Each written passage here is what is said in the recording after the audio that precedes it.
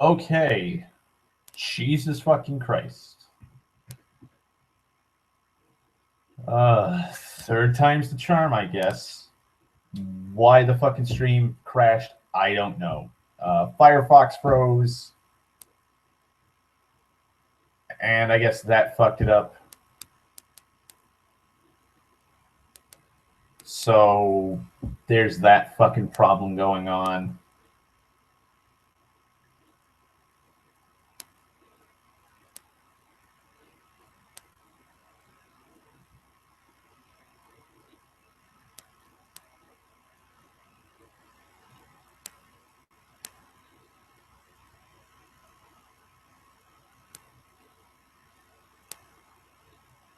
Ay vey.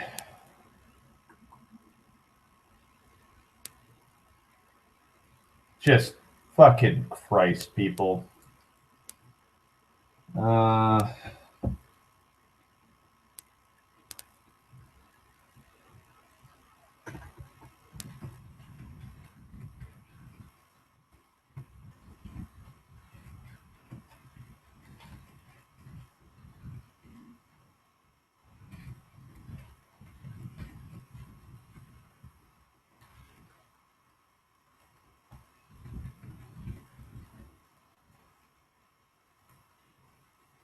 Okay. Oh boy. Androgynous buttocks is here. I am using Windows 7, Sammy. Computer issues are getting me down. Yes, Jen. How are you doing, buttocks? Or AB?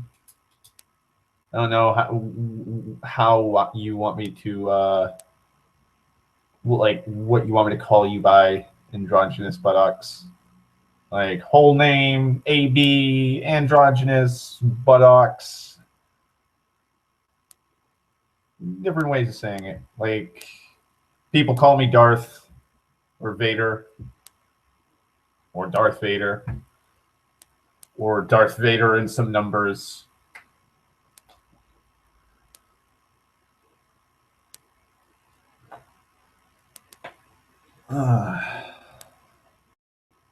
Oh, hey, Mike.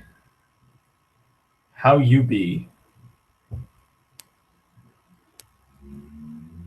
Oh yeah, dressed like a woman's still fucking trending because of what Trump said. And there's protesters marching in Washington, D.C. right now. It might be, and if so, I am fucking pissed that it is. I do not want to change to Windows 10. I like Windows 7. It's good people. Like, it is good fucking people. I like Windows 7. I've had Windows 7 since 2008. It's going on, that's 9 years. Going on 9 years. We're pretty fucking tight. It's been there for me. It's what doesn't he say? Like, thankfully there's been a so the travel ban is stuck because of a Washington state judge. And the Washington state judge has ruled that it's like, I forget what he's done, but like the travel ban's been uplifted, meaning that 90-day travel ban in like the 7 Middle Eastern countries and shit is gone for now. And now the Department of Homeland Security is siding with the Washington judge that made the ruling. And now the Department of Justice needs to review his ruling and his findings to see if they will appeal it or agree with it. And Trump is just ranting and raving about this fucking judge.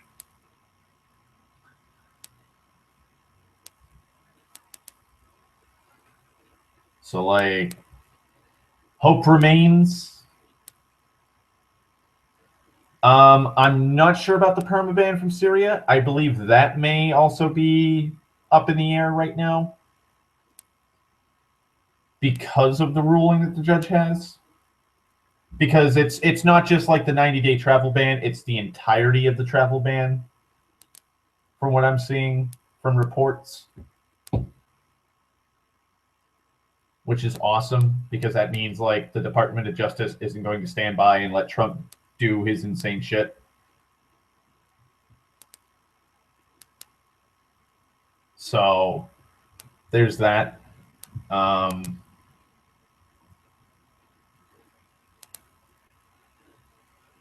I'm hoping that a lot of fucking Republicans don't vote for his nominee of the fucking Supreme Court. I'm hoping. I doubt that it'll actually come true. But like I said, a man can dream.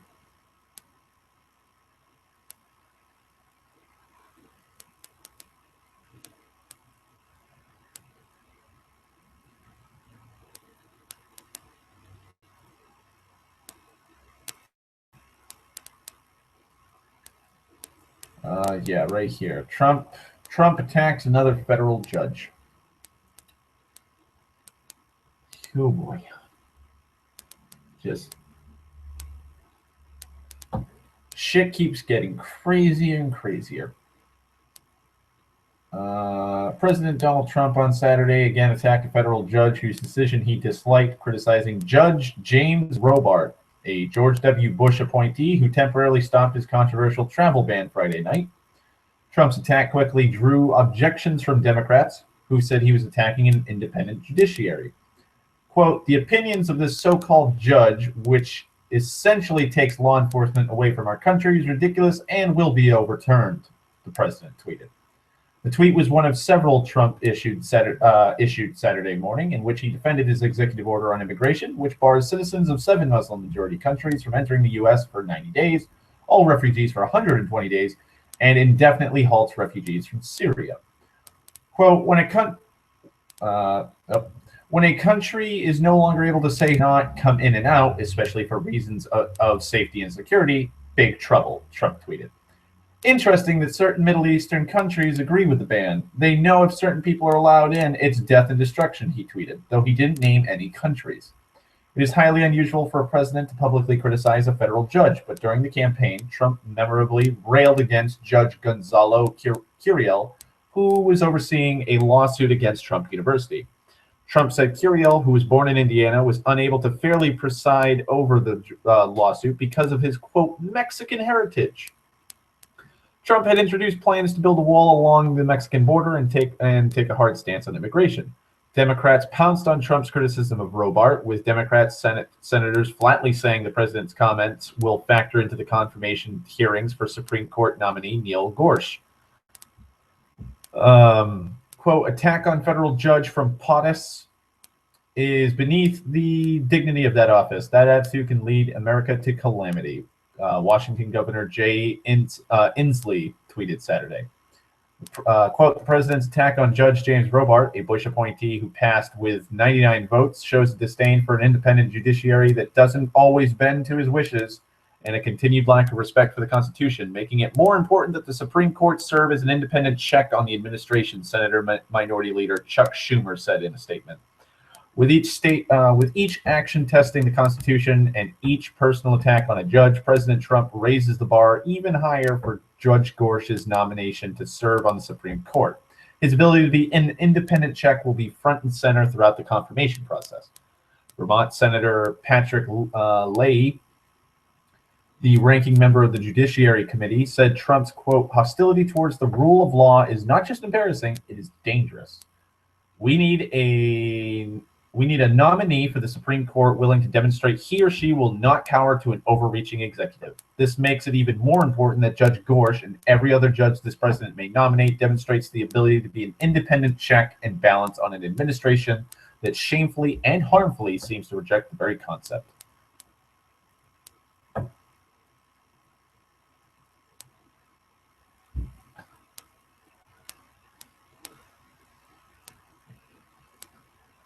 So there you guys go.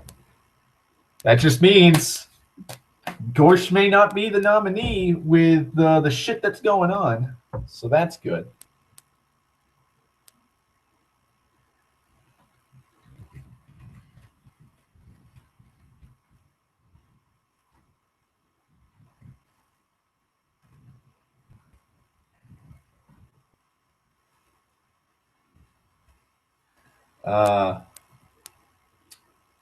Yeah, same thing with me, Dan.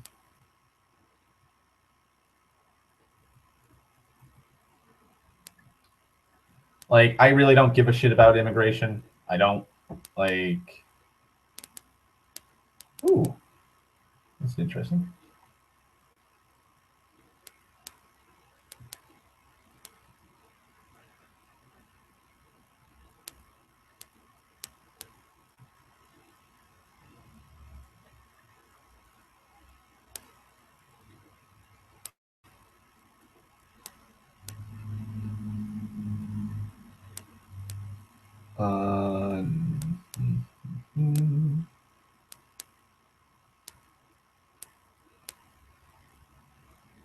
You should give your opinion, Dan.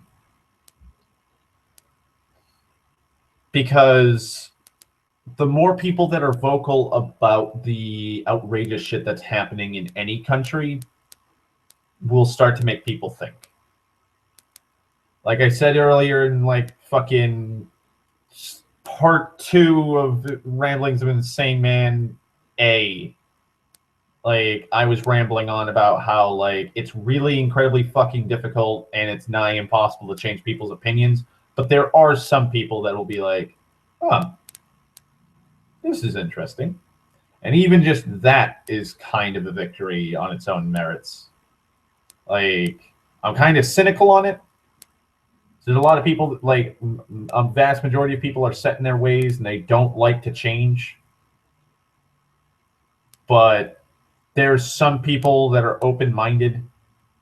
Like, there's a lot, like most of the people I hang out with online are fairly open-minded. There are some that are closed-minded. I'm not saying, like, I'm in this fucking, like, liberal utopia of a fucking community online. There's some people that are just absolutely insane with their beliefs. And I usually avoid talking about these fucking topics with them because I know that they'll fucking go insane and it'll devolve into a disagreement and then into an argument. But, like, just vocally, like, opposing stupid shit, I would say just give your 2 cents.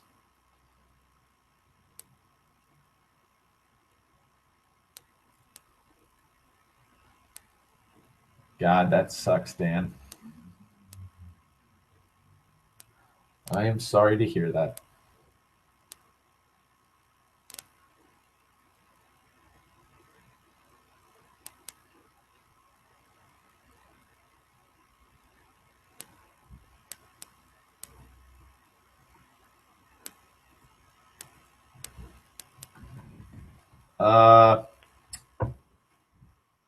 Let's see.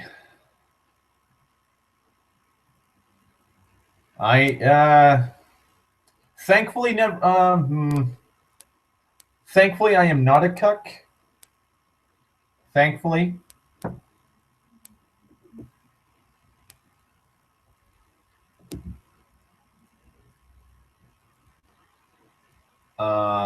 Give me 1 second. I gotta go get my tea.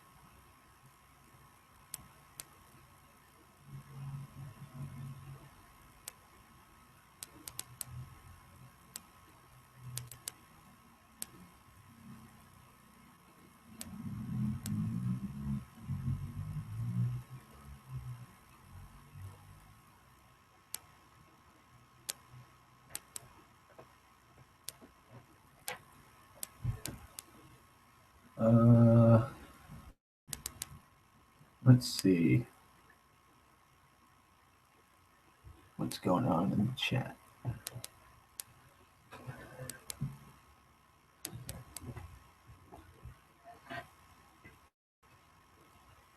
A macaque?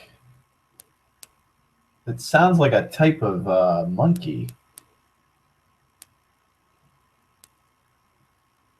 Or parrot. I think it's like a macaw parrot.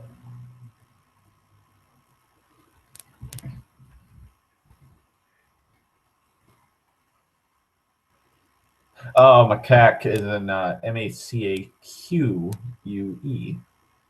It's an old world monkey. Pretty badass title.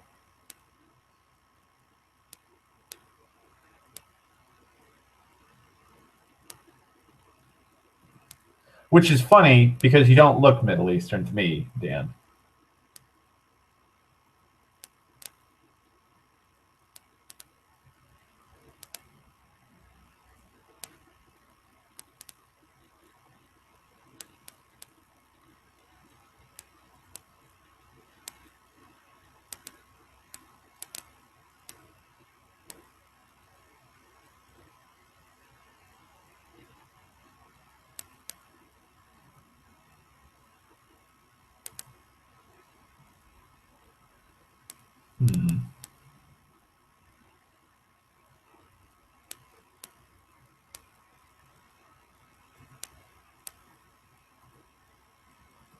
Let's see. What updates for my day can I talk about? I'm going to actually eat something worthwhile today. So that's good, I guess. It's not going to be ramen or something incredibly lazy. Make a chicken stir fry. I have broccoli, cauliflower, carrots, water chestnuts, red pepper, and green pepper. I have a small little bottle of sesame seed oil. I have some garlic, soy sauce. I have ramen, like frozen noodles. Frozen ramen noodles, I think, is the kind that I got. It's stir fry noodles, I think. And chicken. So I'll be making a chicken stir fry. Let's see. What else?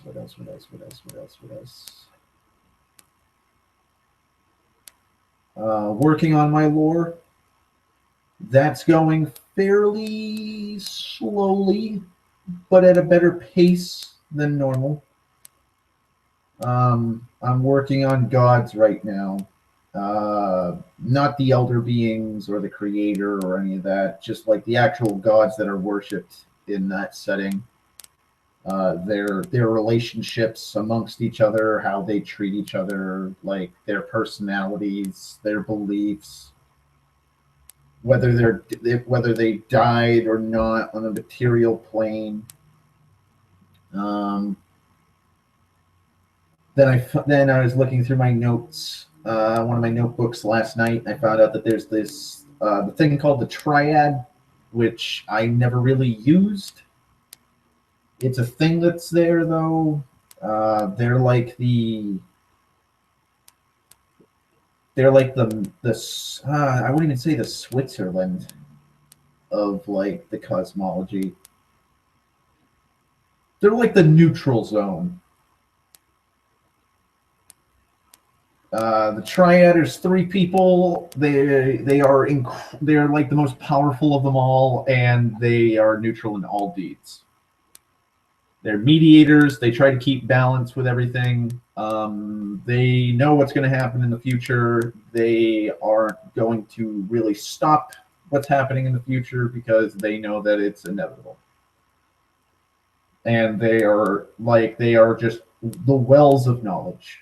Anybody could, like, if you're able, like, to go and meet the triad and ask them a single question, they'll give you the fucking answer.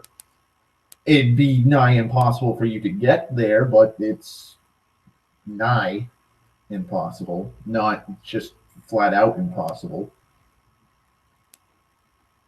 And then once I have all the gods done for the Osto and Nerte, or the 7 and 9, I'll be working on the 3. And then dealing with them, and then like the lesser known gods and how they operate.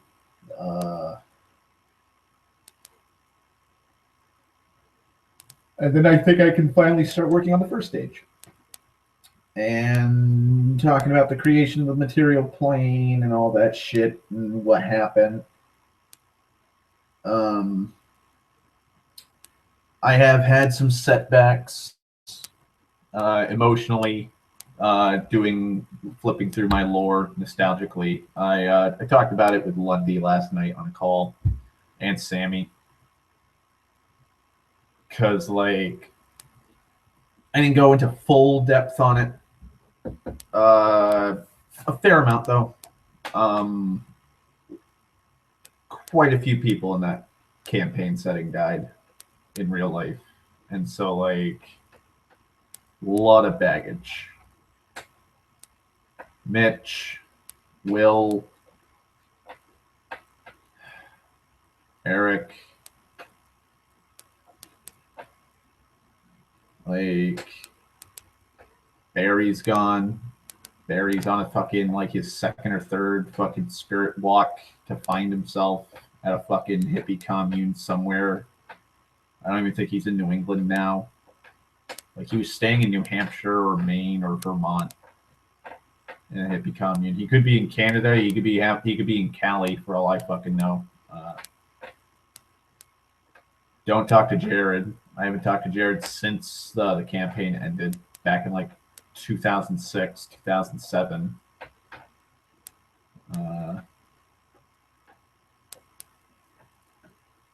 My ex played in the game.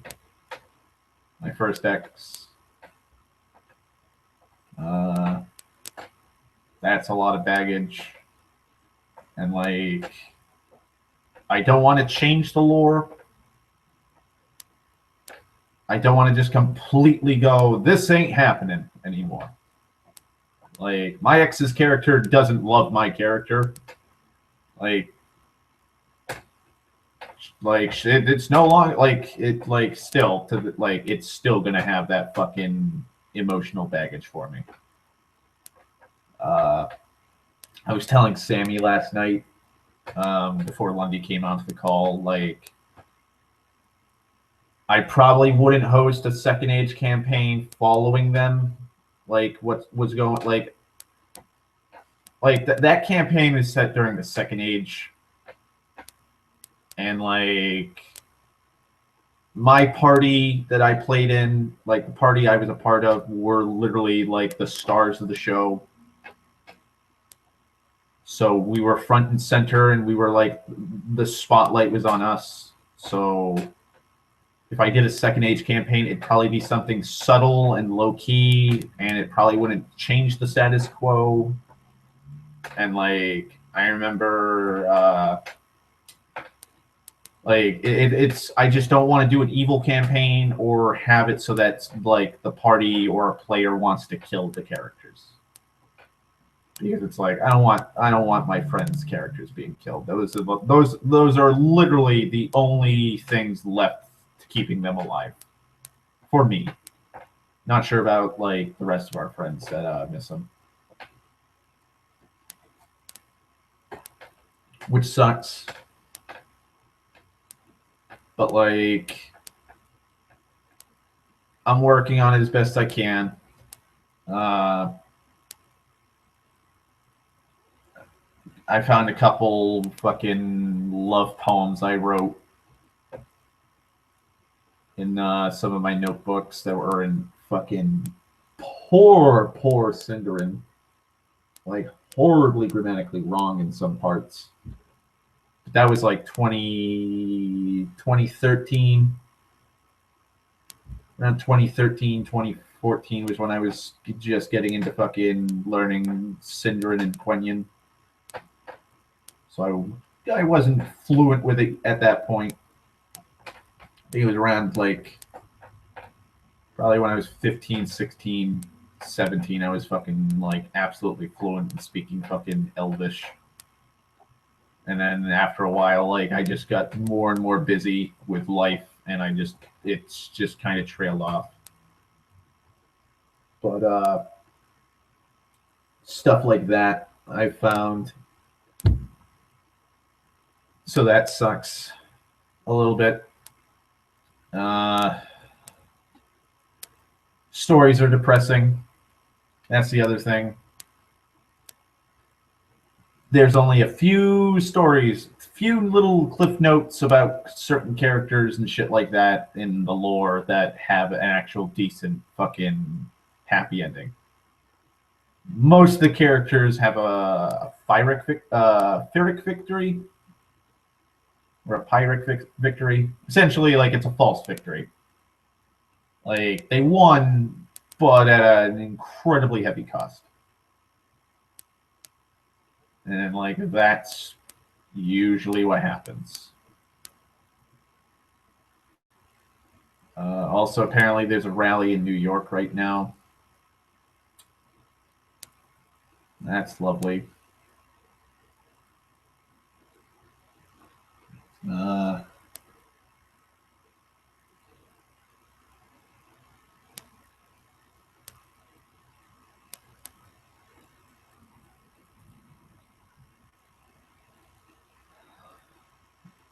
Probably going to do a couple short stories, like the smaller tales of the Second Age, before I do like the grand epic that is my saga for my character.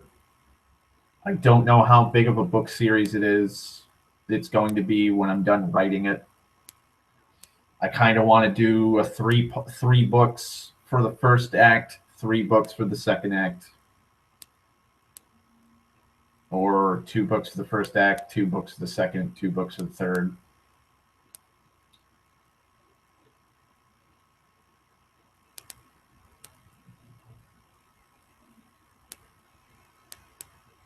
Yeah, Dan. The reward of victory isn't worth the price that they paid. Like, a lot of characters died. A lot of fucking characters died to do what's right. And I feel like that kind of action speaks louder than like having a happy ending and everything working out a-okay. Like, don't get me wrong, there's a lot of struggles and shit. And it could be one hell of a fucking grim, dark, fucking uberly depressing story. But at the end of the day, I kind of feel like you shouldn't have a happy ending after going through that shit. You should be horribly scarred because of it. Like The Dark Knight Rises. Like that is not, like, that ending is just bad on some level to me, because Bruce is crippled. Bruce is absolutely crippled. The love of his life is dead. His best friend, Harvey, is dead. Like, his company is going under. Gotham is in disarray. He's living a lie. He's just exhausted. He's mentally scarred from all the years of being Batman. And it's like he got stabbed in the fucking gut and realized that he was horribly betrayed. And it's just like, oh yeah, he's sipping a cappuccino. He's sipping that espresso at that fucking cafe with Selena, a chick that he's barely known for that long, and they're apparently dating in a thing now. And it's like, yeah, I get it. Like, it tugs at my heartstrings. It makes my eyes water because not because of Bruce like being happy now, but because like Alfred's happy. That's the only thing that makes that happy ending mean anything to me is Alfred's happy. And Alfred's my favorite character in those movies. And like, but it's like he should be suffering. All the shit that's gone through, like that he's gone through and that he's survived, like that doesn't go away. It doesn't. Like the horrors of war don't go away. Like they fade in time, but they'll always be with you. So like a lot of the characters I've written, like they can't go back to the way things were. Like a lot of them, like they go from wearing shiny armor to being in tainted, rusty armor. Like personality-wise. Exactly, Mike. Someone broke my back. Let me just do some push-ups and crunches and escape a hole from which only one person escaped from ever. It's like that doesn't happen. That wouldn't happen in a story for me because I feel like I'm writing a lie.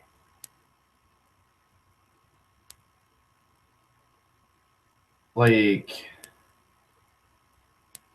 yeah, Dan, like my childhood affects me. Like I have a feeling like the reason why I have this penchant for having shit endings, and I'm gonna say shit endings because they end kind of shittily for the character because yay, I won, but I lost my arm. Hi, Amber. But like I feel like the reason why I'm drawn to those kind of endings is because of my life. Like I've had a pretty rough life. Like, you know, just all the shit that's happened in my past, like my grandfather dying abruptly and the survivor's guilt and just the guilt I have in general from that. My ex and the emotional baggage of that and all the horrible pain and loss I suffered at her hands. Like the shit I had to go through with my father and brother. All the drug abuse I was witness to.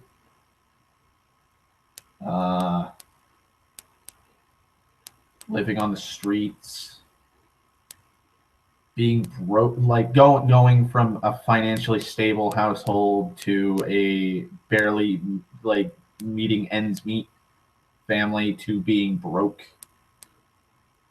and struggling, like just struggling on a daily basis to have something to eat or drink and a place to sleep.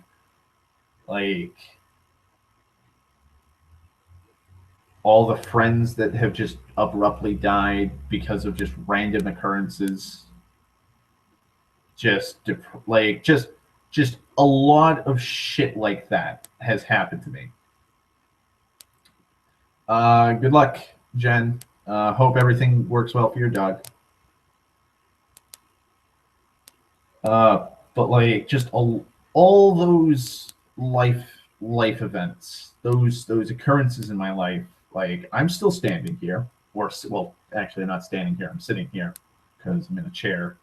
I'm a fucking idiot for saying that. But like, all those life experiences have kind of made me a very stony, cynical person, and it's more towards myself than like the world at large. Because like I said it in like the first part of the video of this stream, part 2A, like I'm a horrible cynic personally, like when it comes to myself and the things around me and what I'm capable of doing, but I'm an optimist on the grand scheme of things. And so like a lot of the characters I have in my lore and in my stories are exactly like that. Not all of them. Not every character is like this I've been kicked in the dick, and I'm still gonna keep on kicking because that's what I do. But like a few of the major characters are essentially like me, like just having a really shit life and having to like just scrape by and overcome it all.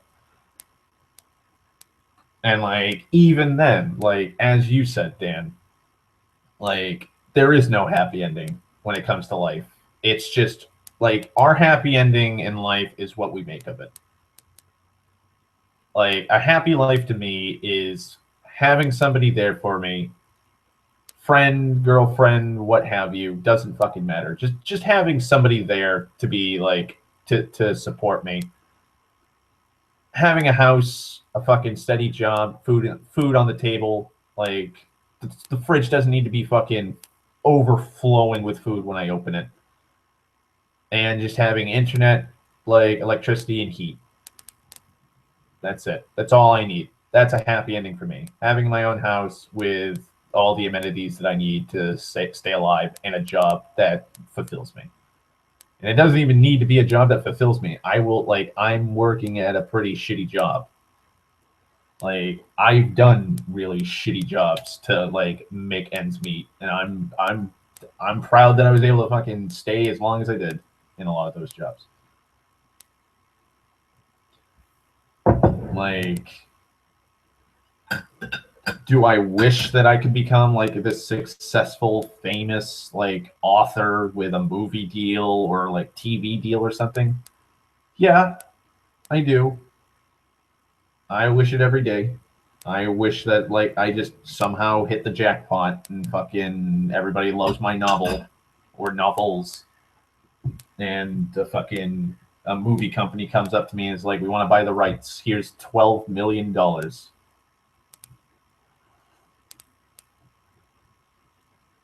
Like, trust me, that's probably my dream.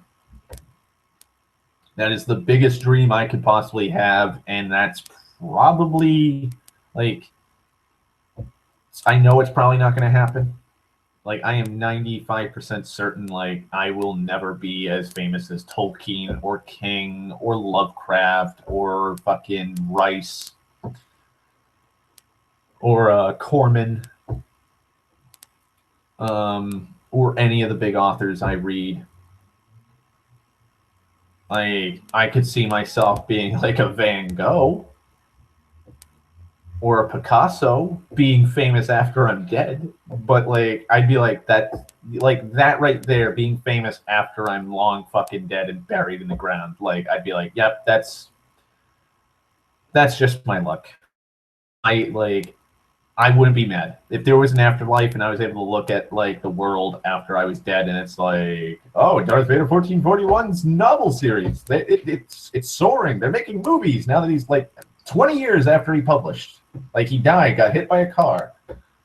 Like his family's estate has like a $30 million deal, and like the movies make $1 billion because they're that popular. I'd be like, yep, of course. Can't even fucking enjoy the fruits of my labor. Oh, you son of a bitch, life. Sometimes you just get me so pissed off. And I just deal with it. I'd have to.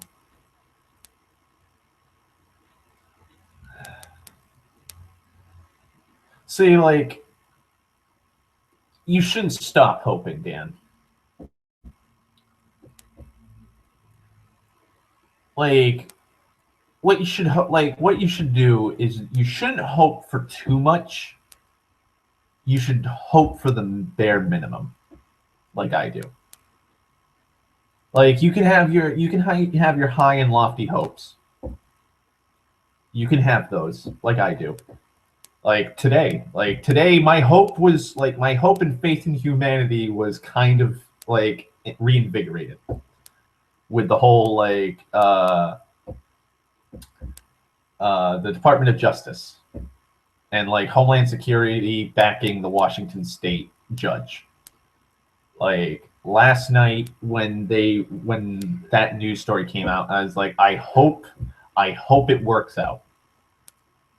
And I was expecting it to like just be like, oh, Trump fired him, Trump sacked him, and that's just going away, like that's gone, like it lived for half a day to a day.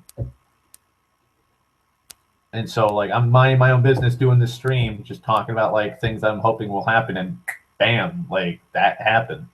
Department of Justice, like now, it's put a little pep in my step, but still got the Department of Justice to deal with now, and like whether or not they'll appeal or agree with it. I'm hoping they agree with it. That way, like it blocks the travel ban. But like I need to have a little bit of cynicism. Like I need to sprinkle cynicism on my slice of cake,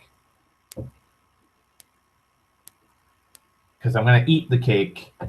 I can't I can't have the cake. I can't have the whole cake. I can have a slice of it. I need to sprinkle a little bit of cynicism on it. Can't enjoy the flavor too much. Like, and so like every bite, I need to sprinkle some. Like, maybe this is the day that I have to just dump the whole fucking shaker right on that fucking bite.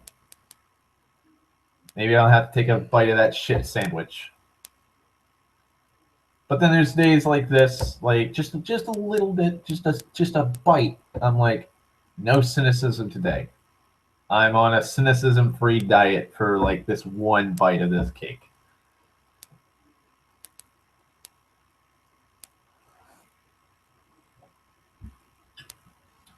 So like, I'd say you should hope, Dan. You shouldn't stop dreaming. Your dreams and your hopes are your goals. To me, that is. Like, I dream and hope that I'll be successful one day as an author. I dream and hope of having my own house again, having all the things I need, having a job that like pays for everything, so I'm not in debt or I'm not behind at all. Like my dream and hopes is just to be financially stable. That's it. That's pretty much it. Like I could go through life with I could publish 12 fucking books that are like 400 pages thick a pop, and just have them chilling online and like having boxes upon boxes in the basement or attic filled with those books because they never sold. And I'd be fine with that. Would it hurt? Yeah, it hurt. It hurt a lot, because that means I'm not writing the story so I can become famous. I'm writing the stories because I want people to read this stuff, and I want to see people enjoy this stuff. Like, I want people to enjoy my stories. I want people to like feel the same way I feel about stories and agree with my opinions or my outlooks or my themes in my stories. I want people to like my character Syrian and like Thaddeus and all my friends' characters, and I want people to respect those characters and like appreciate that that stuff really does happen. And like that's it. Like, I'm not doing it for the money. I'm not doing it because I want to brag that I'm a famous author or an author.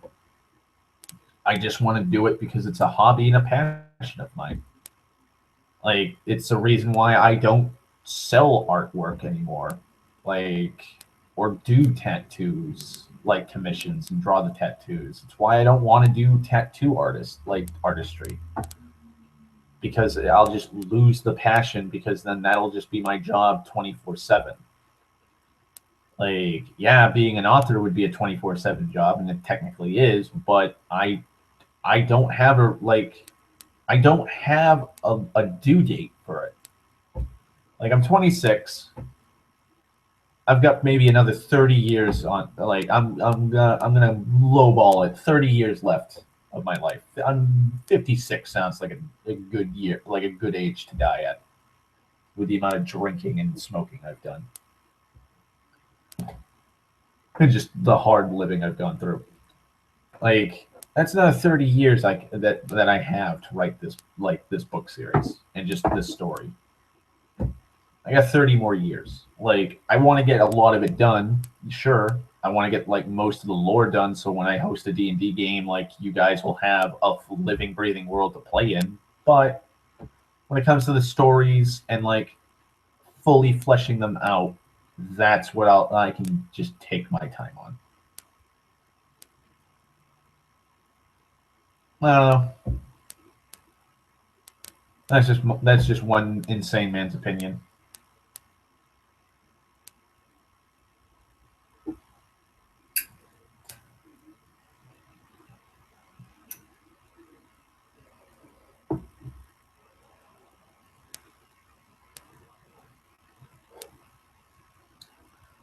Also, apparently, it is George A. Romero's 77th birthday today. He was born February 4th, 1940, and he was 28. This is a fun fact. He was 28 when he made Night of the Living Dead. I knew that beforehand, though, because I'm a fan of fucking George A. Romero. Also, apparently, Sci-Fi is doing a 12-hour marathon for him, which sucks because I don't have the Sci-Fi channel. I already have his movies on DVD anyways, so I can just watch them if I want.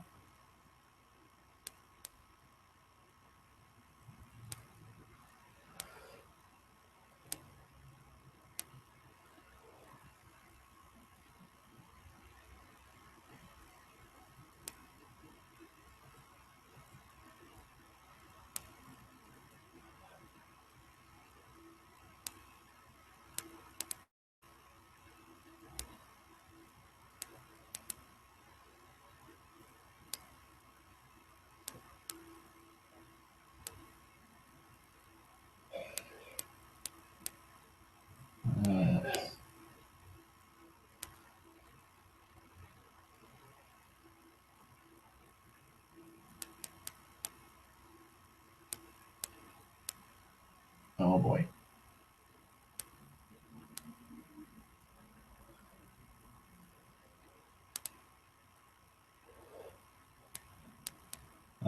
Let's see. What else can I talk about?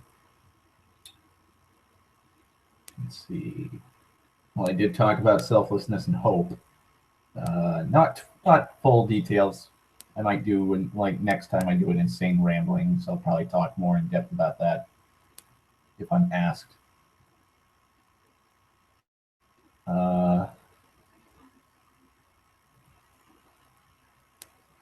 Trump, talked about Trump. Been answering questions, so that's good. That's good. Oh, that's right. So I have three things. I have three other topics that I've not talked about. And I'll probably do the first one that I didn't touch on next time, because that's in itself is like 2.5, 3 hours, and I'm gonna have to rewatch the videos so I can actually take notes and refute them. But favorite movies.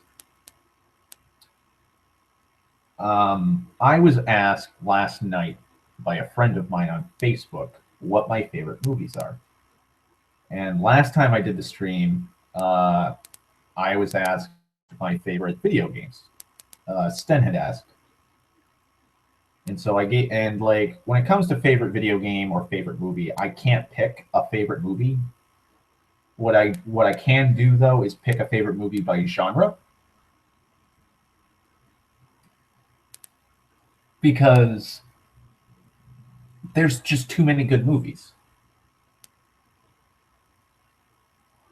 Just like there's too many good video games that I've played. Like, and even then, going by genre, it's incredibly tough. It is incredibly fucking tough to pick. Like, favorite Western. That's a tough one. That's an incredibly tough one for me. Like, I'd have to say the Dollars trilogy. That's 3 movies. That's 3 movies, and if like there's so many memorable like quotes, like "Aim for the heart, Ramon" from Fistful of Dollars. Like the music in all of them is iconic. Like if you pointed a gun to my head and told me like which one of the Dollars trilogy is best, I'd have to be like Good, Bad, and the Ugly. Please don't shoot me. Like Van Cleef in those movies, fucking Clint Eastwood is iconic. He shaped what like westerns are like now because of that, and Sergio Leone, like in his directing of spaghetti westerns. Action movie, I don't know. I don't know what action movie would be my favorite action movie. Fantasy movie, can't pick. Legend's amazing. The Lord of the Rings movies are amazing. Shock, fucking like surprise and fucking surprise. Because I know a few people that will probably like if they hear this, they're like, "Oh, fucking Lord of the Rings." Krull. Krull's a good fantasy movie. I know it's cheesy as shit, but I think it's a good movie.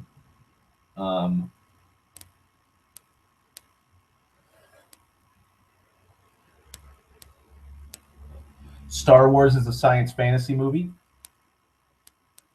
or a space opera.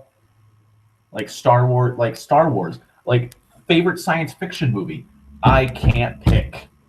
There are too many goddamn good science fiction movies. Star Wars, Wrath of Khan, Search for Spock, fucking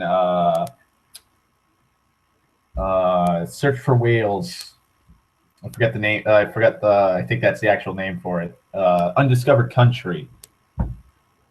Like Star Trek Beyond. Conan the Barbarian is another. Like the original Conan movie is amazing as a fantasy movie. Like Alien is a great science fiction horror movie, but then like Terminator, the first movie, is a science fiction horror movie. So it's like, and Blade Runner is an awesome science fiction movie. 2001, kind of slow, but still a great science fiction movie.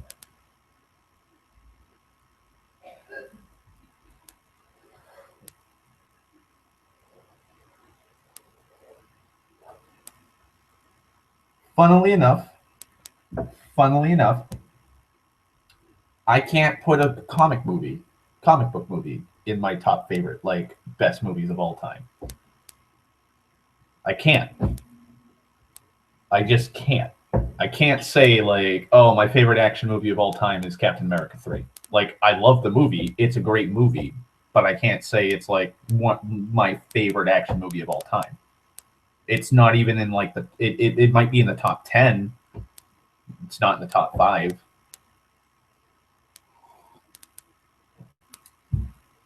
Like when it comes to a straight horror movie, like I know what my like the greatest fucking horror movie of all time is, and that's John Carpenter's The Thing, and I can hands down fucking say that. And then it's In the Mouth of Madness, and then Prince of Darkness. Most of my favorite horror movies are John Carpenter films. Like Escape from New York is one of my favorite movies of all time. Oh God. Like that's another problem I have is I've seen so many movies in my like just in my childhood alone that are great movies. I can't fucking pick them all. Like there's just too many I have, and I can't really just sit there and go like this is the greatest movie ever. Like even my favorite Star Wars movie, I can't decide. Like because like I know there's a lot of uber Star Wars fans that are like Empire's the best, Empire's the greatest, hooray!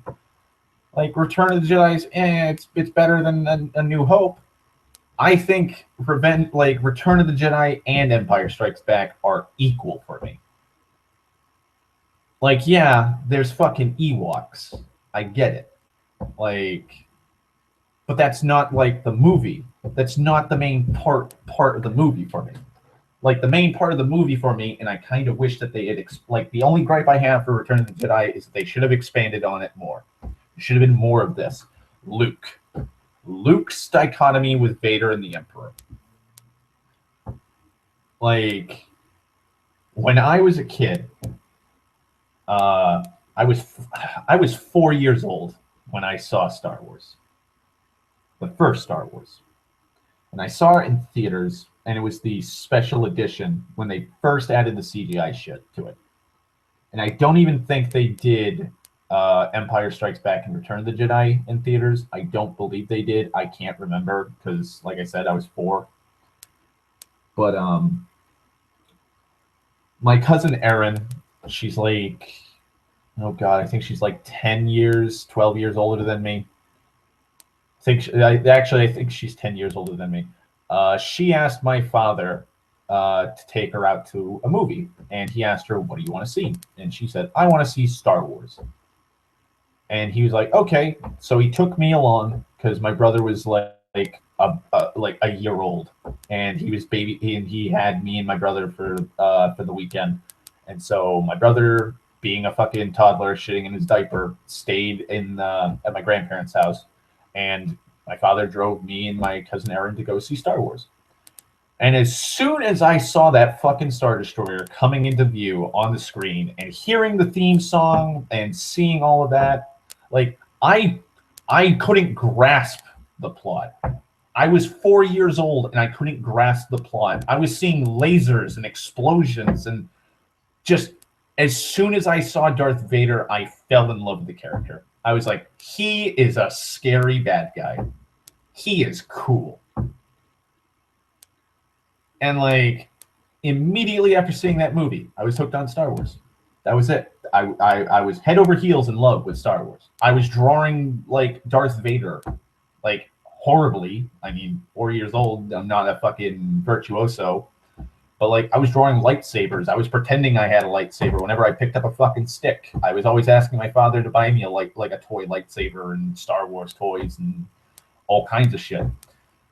And like I remember fondly seeing Empire Strikes Back when I was like 5 years old, because like I kept asking my father to buy me like the movies because I wanted to see more Star Wars, because my grandfather told me like that, there's 2 more movies, right? And like that blew my fucking mind. That like, what? There's more Darth Vader? And like I remember freaking out when I like as a little kid and finding out that like Darth Vader was Luke's father, and seeing Luke's hand getting chopped off, and seeing like all the fucking bad shit that happened to Han and Leia and R2D2 and 3PO and Chewie and all the characters. And then like I watched Return of the Jedi. Like I don't think I watched it I don't think I watched it back to back with Empire Strikes Back. But I remember sitting down and watching it. And I remember like I found it a little boring at first, like the Jabba Palace thing, and I have to, like, even now I will say like it's kind of slow at the beginning. It's a very slow burn start, but then again it's the 3rd movie in. So like they're carrying over the plot from from Empire, so they have to deal with that. So I kind of understand why it's kind of slow at the beginning. But I remember being a little kid and crying when Luke got pissed. And just the operatic music playing, Luke just giving it his all, just embroiled in his hate for Vader. I remember as a little kid sitting next to my father, crying my eyes out. And I remember like my father told me one time, like years later, he was like, "You were crying your eyes out. And I asked you what was wrong, and you said, he's going to be a bad guy now." And it's like, yeah, that is a concern. And like looking back on it now, like I still get a little misty-eyed when watching that movie, because of just the like that has to be the most tense, emotional scene in the entirety of the series. Like, Luke actually gives in. Like, he actually breaks his stance on things. And it's because of the love he has for his sister and his friends. And I feel like they should have expanded that more. Like they had too much plot, like too many plot threads going on. And I feel like Luke's story was kind of like left incomplete.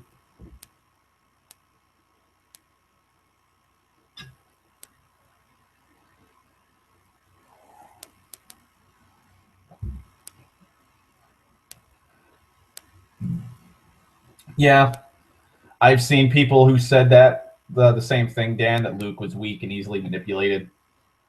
But it's like that's what you would do in that situation. Like, your father is a monster and he's threatening to like break and corrupt your sister, and like your friends are dying like right outside the port view. Like, you've been standing right next to the guy, like the two leaders of the Empire. And like just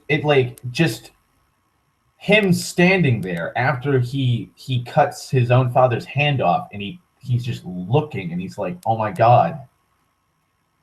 He's like, I'm turning into him.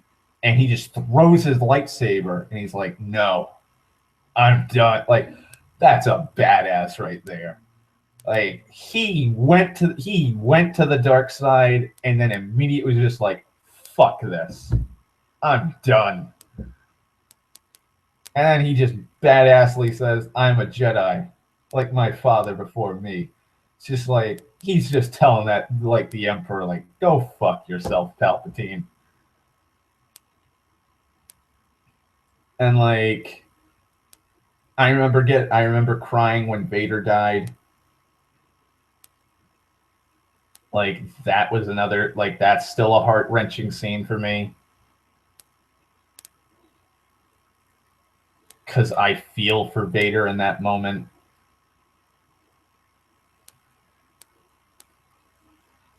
And like, I don't know, like, it's just like Return of the Jedi has such a, like, an emotional attachment to me. That's why I think it's equal to Empire. Like, and people just hand wave it as like, oh, they were just like, the movie was just like, they just added a bunch of shit and a bunch of puppets to sell toys. So if the fucking movie, like The Empire Strikes Back, they made like a bajillion fucking toys. We didn't need to have like snow speeders. They could have just been X-Wings, but they did it because rule of cool. Exactly. Napalm. Not Napalm. Exactly, Dan. The music is, I believe, Battle of Endor Part 2. And it's just like, it's like the music, the violins and the cellos, they're just fucking, they're simmering. Like, that's all I can, like, that's the only word I can describe what they're doing. Like, they're simmering while Vader's trying to find Luke.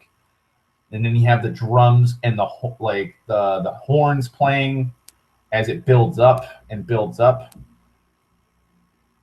And then finally, when he screams, like, the music just immediately goes from 0 to fucking 60. And you have those, like, the Gregorian, like, choir chanting in the background, like, oh. And then the sounds of the lightsabers clashing, and just the fucking, like, they have, like, just that whole shot of, like, Luke just flailing in the dark, like everything's got a blue tint to it, and you see the sparks flying, and just the glow of the lightsabers, and the sounds, and the music, and then, like, the perfect like I think it's one of the most perfect shots in cinema, is Vader walking backwards trying to parry all of Luke's blows while the music is just fucking wailing on him. Oh God.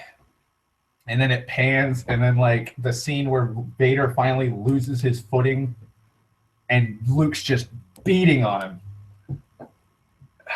God, just that is bliss. That is bliss in cinematic form. Absolute bliss.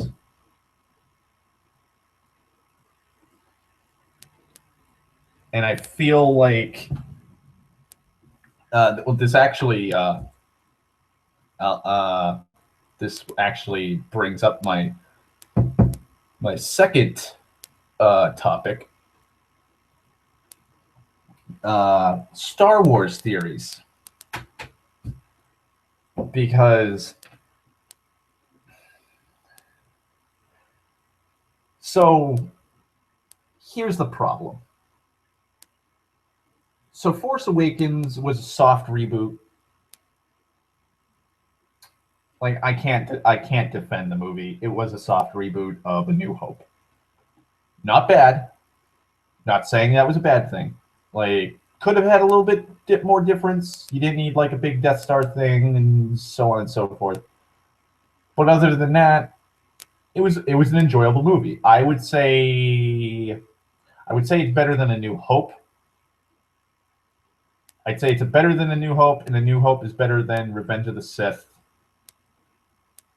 And then it's Phantom Menace, and then Attack the Clones. I think Attack the Clones for me is by far the worst one. Phantom Menace had a lot of good, like great concepts in it, not counting the midichlorians.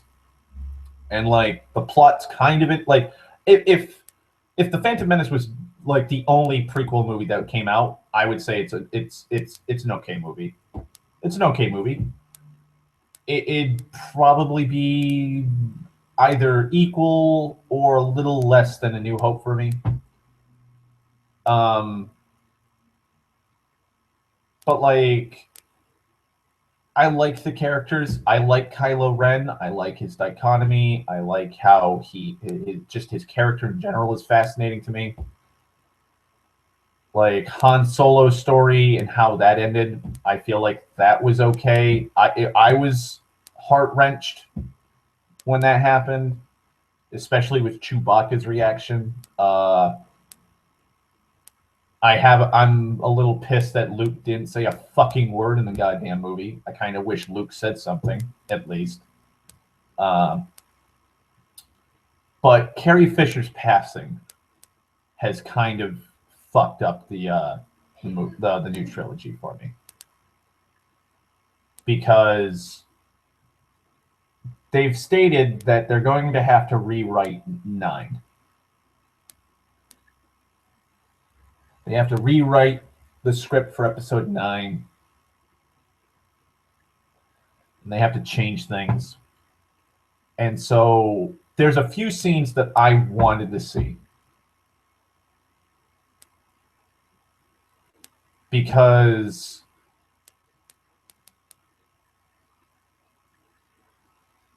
Kylo Ren has killed his father. And I've told a few people in the chat group that I'm in with like Napalm and stuff. Like I've told them like I wanted Leia to confront her son. Like I want that scene so fucking badly, Dan. I want to see Leia march right up to him and be like, Ben. And like he snaps out of like his rage or something, like he's fighting Luke. And he just turns around, and like the anger in his face just melts away when he sees his mother, and she calls him out for killing his own father and shit like that. or having Leia use the Force to stay Kylo from killing like Luke or getting the upper hand and calling him out. Like I wanted to see that kind of powerful scene.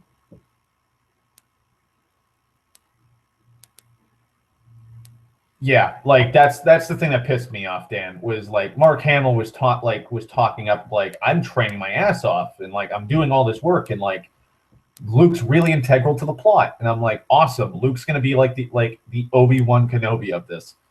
And he's not in the movie for like all of 30 seconds. And he just turns around and he lifts his hood and he just looks somber and he cocks his head a little bit. And then like aerial shot of him and Rey just standing on an island. And so like just like because Lawrence Kasdan, I believe, is the guy who wrote Empire and to a lesser extent wrote most of the Luke stuff in Return of the Jedi. He's writing episode 8 and 9, I believe. And so he said that he was going to make Leia more integral to the plot. He was going to make like this was as much her story as Luke's and Rey's and Kylo's and Finn's and so forth. And now that can't be done. So like if there was that powerful scene in episode 9, it can't be done now.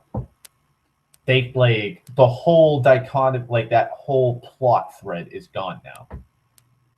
So like they like if they built up like Leia's role in the second movie, like episode 8, and like it ends on a like a high or a low note for her where like she's gonna fucking get shit done in episode 9. They can't do anything about it. They just can't because of her passing. And it's like I want Kylo to be redeemed. That's another thing I want.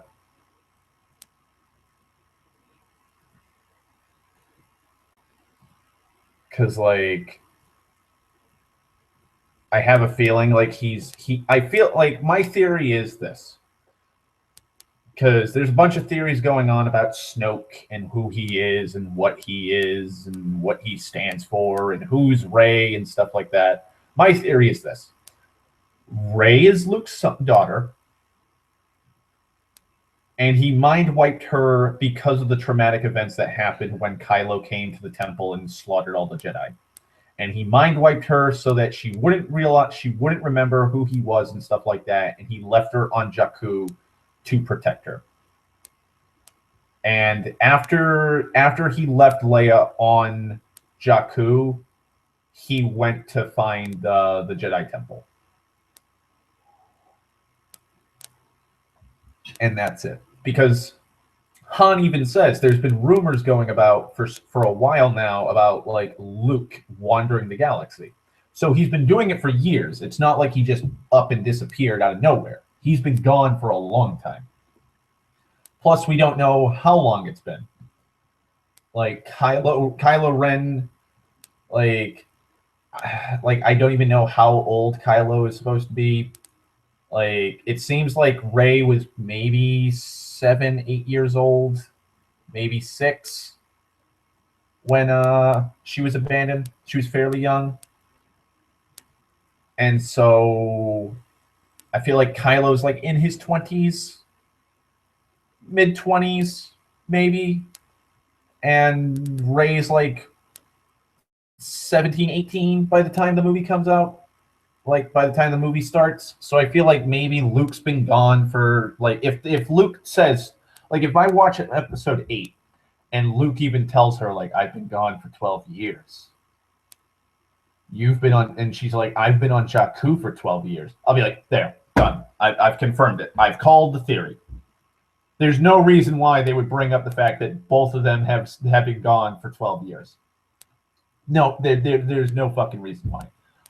Also, like another fucking reason why I think she's Luke's daughter is Skywalker.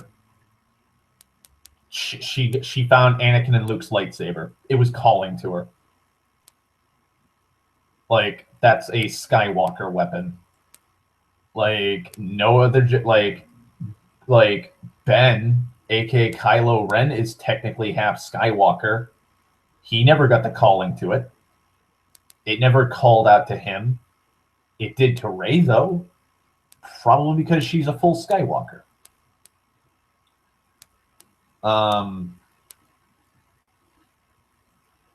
I feel like Snoke is now. Here's my thing about Snoke, for my theory. I honestly don't have a theory for his origin. He's supposed to be really old, and he's supposed to be older than the Empire. Like, he's supposed to have been bebopping around way before that, and I believe way before the Clone Wars happened. And people are saying, oh, it's Darth Plagueis, or, oh, it's Darth Bendo, or whatever the fuck the guy is that trained Plagueis before Plagueis trained Palpatine or some shit. Even though they're canonically not him. Like, they're two different alien species. Plagueis' master was a Bith, the weird, like, instrument-playing dudes from the Cantina in the New Hope, and Plagueis is a Molinist? Like, the weird banking clansman, like, from, like, the prequels, like, with the long, gray, like, rectangular-shaped heads with the spindly necks. So, like, he don't look like that. He just looks like a dude with a really fucked up face. And so, like, I don't think it's Palpatine. If it is Palpatine, I'm going to be pissed. But I don't think so. My theory is I don't believe he is as tall as he is shown in Force Awakens. I feel like he's going to be like Yoda's size.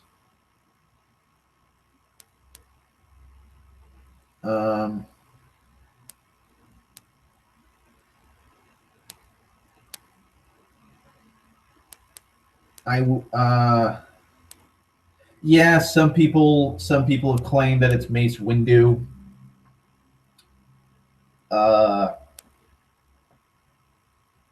Like there's so many theories going on about Snoke, it's insane.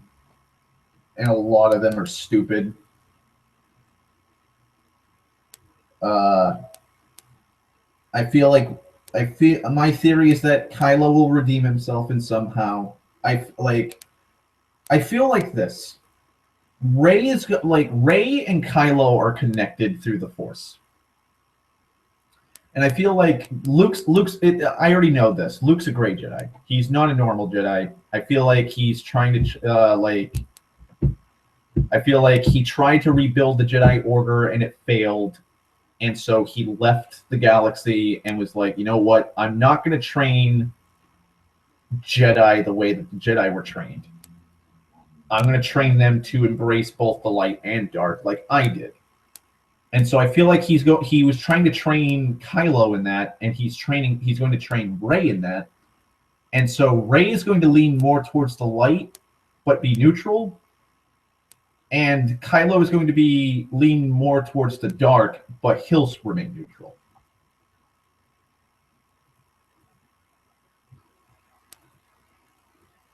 And so there'll be a yin-yang kind of thing. So Rey will have more compassion than Kylo, and Kylo will be more likely to, or more willing to just cut somebody down that's a threat.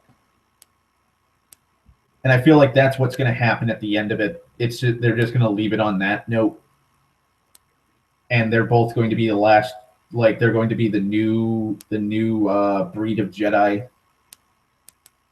As to the theories I have for The Last Jedi, thanks for the title drop. Kind of spoils the fucking movie for me. Because I have a feeling that Luke may die in this movie. And if that's the case, I'm going to be pissed. Because they've been building it up. Like, Luke's going to be wearing his Return of the Jedi outfit. Like the badass black suit with a black glove. And Luke's going to be fighting against the entirety of the Knights of Ren. And it's going to be mostly on urban, like, city worlds. Instead of just having a city world, like, just appear randomly for, like, a few scenes or, like a quarter of the movie. Like they did in Welcome back, Jen. Like they did in the prequels, where we go to Coruscant. Apparently, this whole movie is going to be based around Coruscant-like planets. So they're going to be going through the underbelly of cities and shit like that, and it's going to be a very not noir-esque, but like they're going to be trying to like keep low key about things and try and not be obvious. And Luke's gonna be more of a samurai. Like Mark Hamill said like a couple days ago that it's like The Last Jedi episode 8 has a very samurai feel to it. So I'm like, that's fucking awesome. I can't wait. Like that is fucking badass. Yes. All my yes. I want to see this movie. And then if they're like, yeah, Luke fucking dies. He eats he bites it like Qui-Gon. Like if he dies like a punk like Qui-Gon did, I'm just not gonna watch the third episode 9. I'm not gonna watch it because that means the whole cast is dead. The original cast is dead halfway through it. Han's dead. Han died in episode 7. Carrie Fisher, aka Leia, is dead before episode 8 has even come out. So she's not going to be in episode 9. And then you kill off Luke.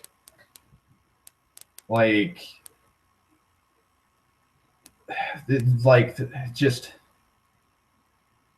what'll be the point? What will be the point? It'll just be painful to watch it because I'll be like, God damn it. All my favorite fucking cast members, all my favorite characters in the original fucking trilogy are dead. Everybody's dead. This sucks.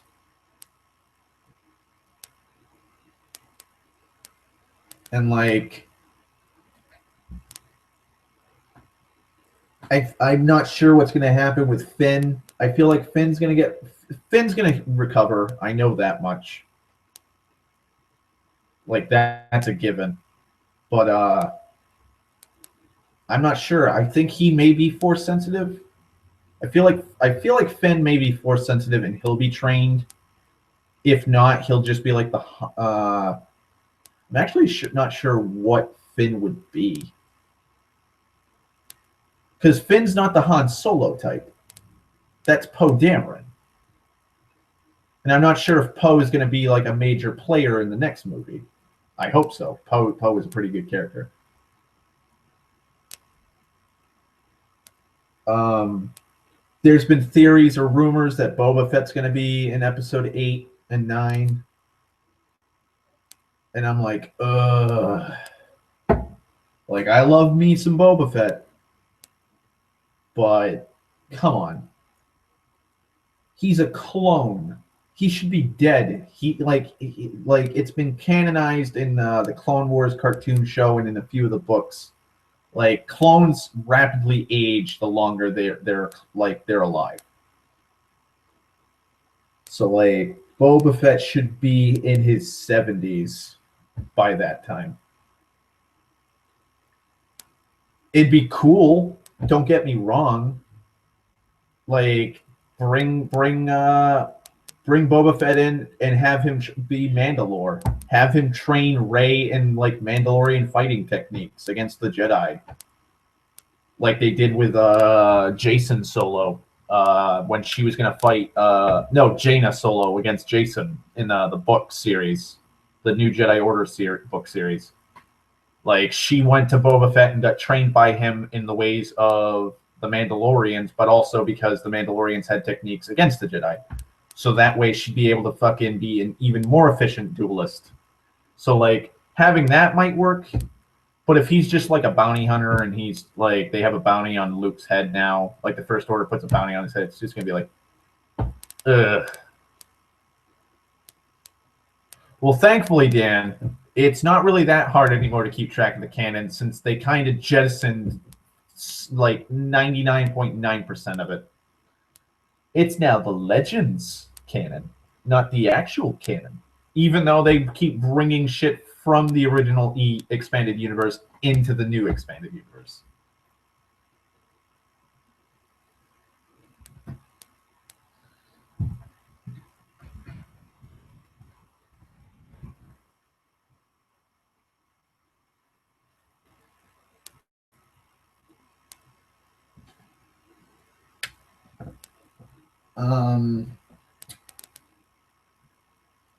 Here's a thing I'd like to see in the movie. I know they probably won't do it. I want Luke's lightsaber to be silver. I want a silver lightsaber in a Star Wars movie. Like, don't get me wrong, I like his green lightsaber. Just take his lightsaber and just make it silver. That'd be pretty cool. Because it'd show that he's kind of he's no longer like tied to the Jedi. Because the Jedi use blue and green and orange and yellow lightsabers and shit like that. And in the old canon, a silver lightsaber was the mark of a gray Jedi. Or a Jedi that had truly gained balance in the Force. Yeah, pretty much, Dan. They're looting the expanded universe. Like, when they said that they were booting the expanded universe, I was like, they can't. Coruscant, the planet, is actually from a book. Like, Lucas didn't make up that name. Or even create what the world looked like. Timothy Zahn? I think that was his name. Let me check just in case. So I'm not talking out my ass.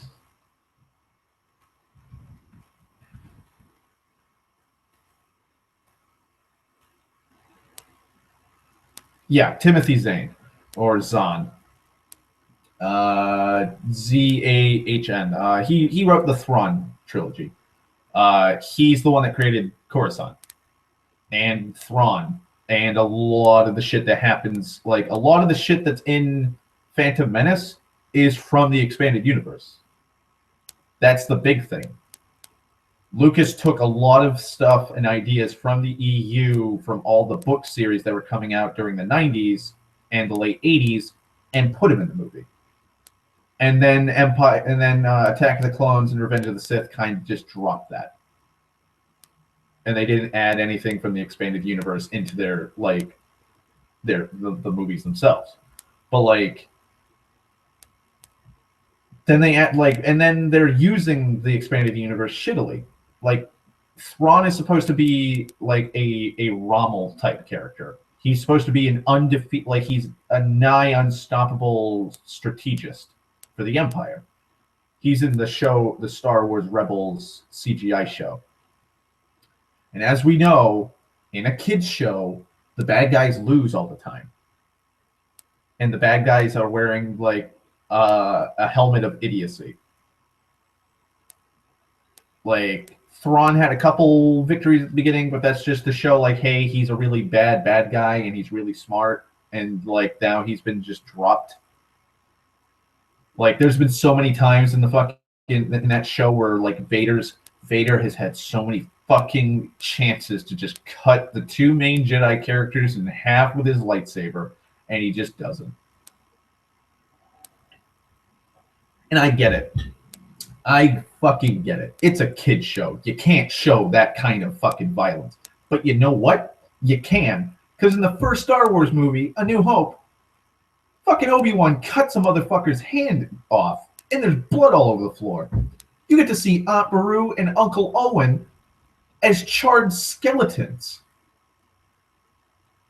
C-3PO is carrying dead Jawas and tossing them into a fire. There's a lot of fucking violence and death in just the original Star Wars movie.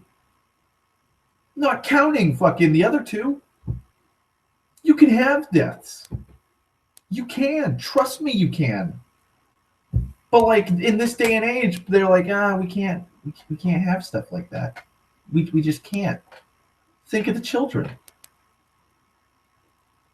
And it's like, I am thinking of the children. The children need to know that, like, bad shit happens in the real world. It does. It absolutely fucking does.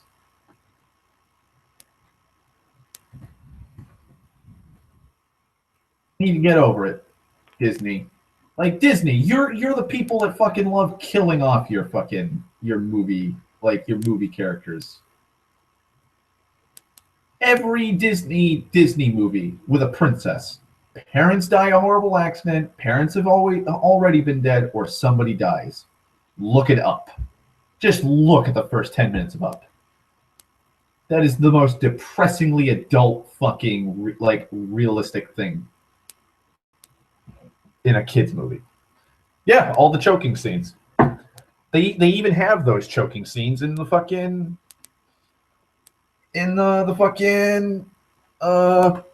animated show. They have him brutally choking people to death.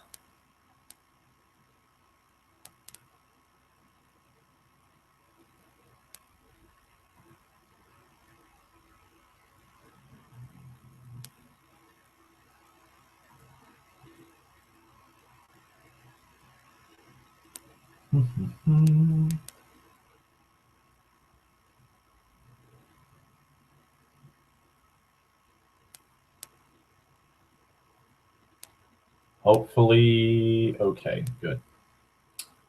I was going to say, hopefully shit doesn't go south.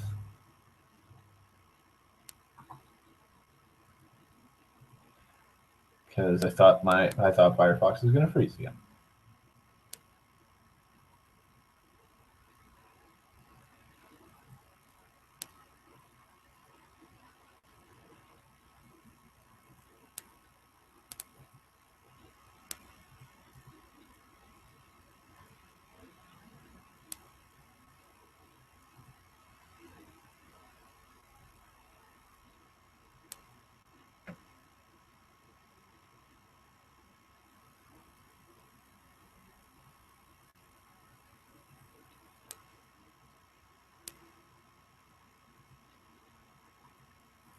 Sorry about that. Yeah. Yes, Dan, this shit is getting beyond retarded.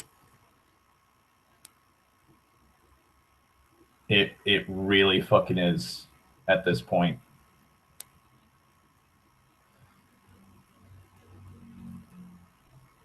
Because it's just like, no, we don't need to worry about this.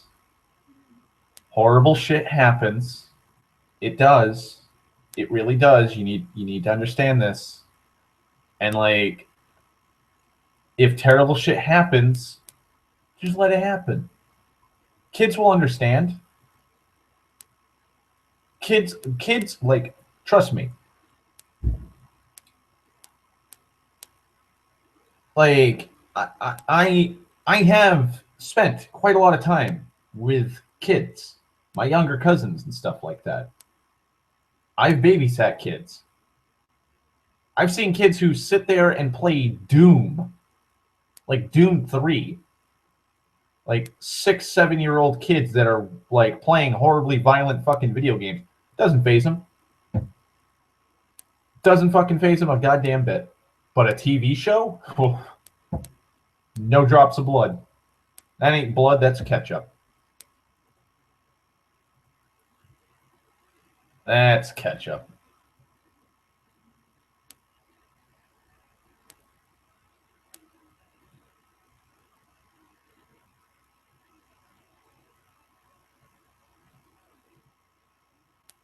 Oh, God.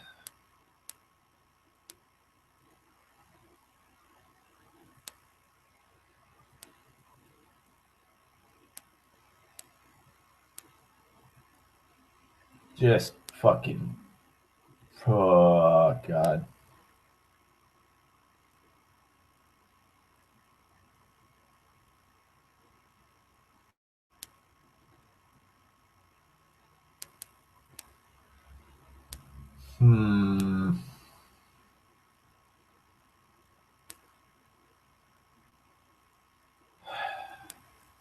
I really just hope that shit fucking picks up in the Rebels show. Like, I've watched here and there. I haven't watched the entire series from start to finish. But like, if somebody came to me and was like, "Hey, you really need to watch this season of Rebels," fucking people are dying left and right. I'll be like, "Sign me up. I will watch the series from start to fucking finish just to see what's going on with that.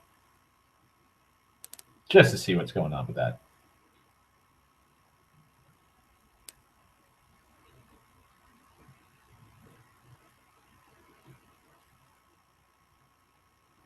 Because then I'll actually be invested in the characters.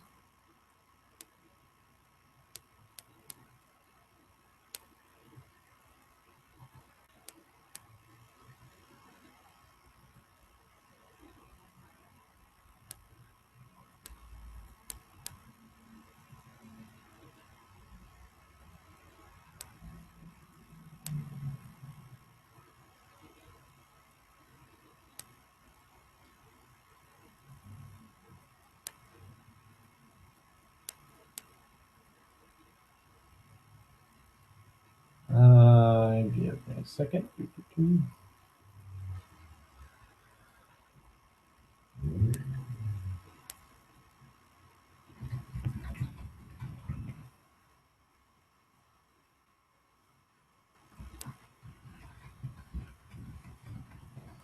All right.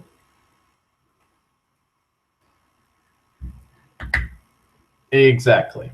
Exactly, fucking Dan. The character has nothing to lose, then what if I got the game?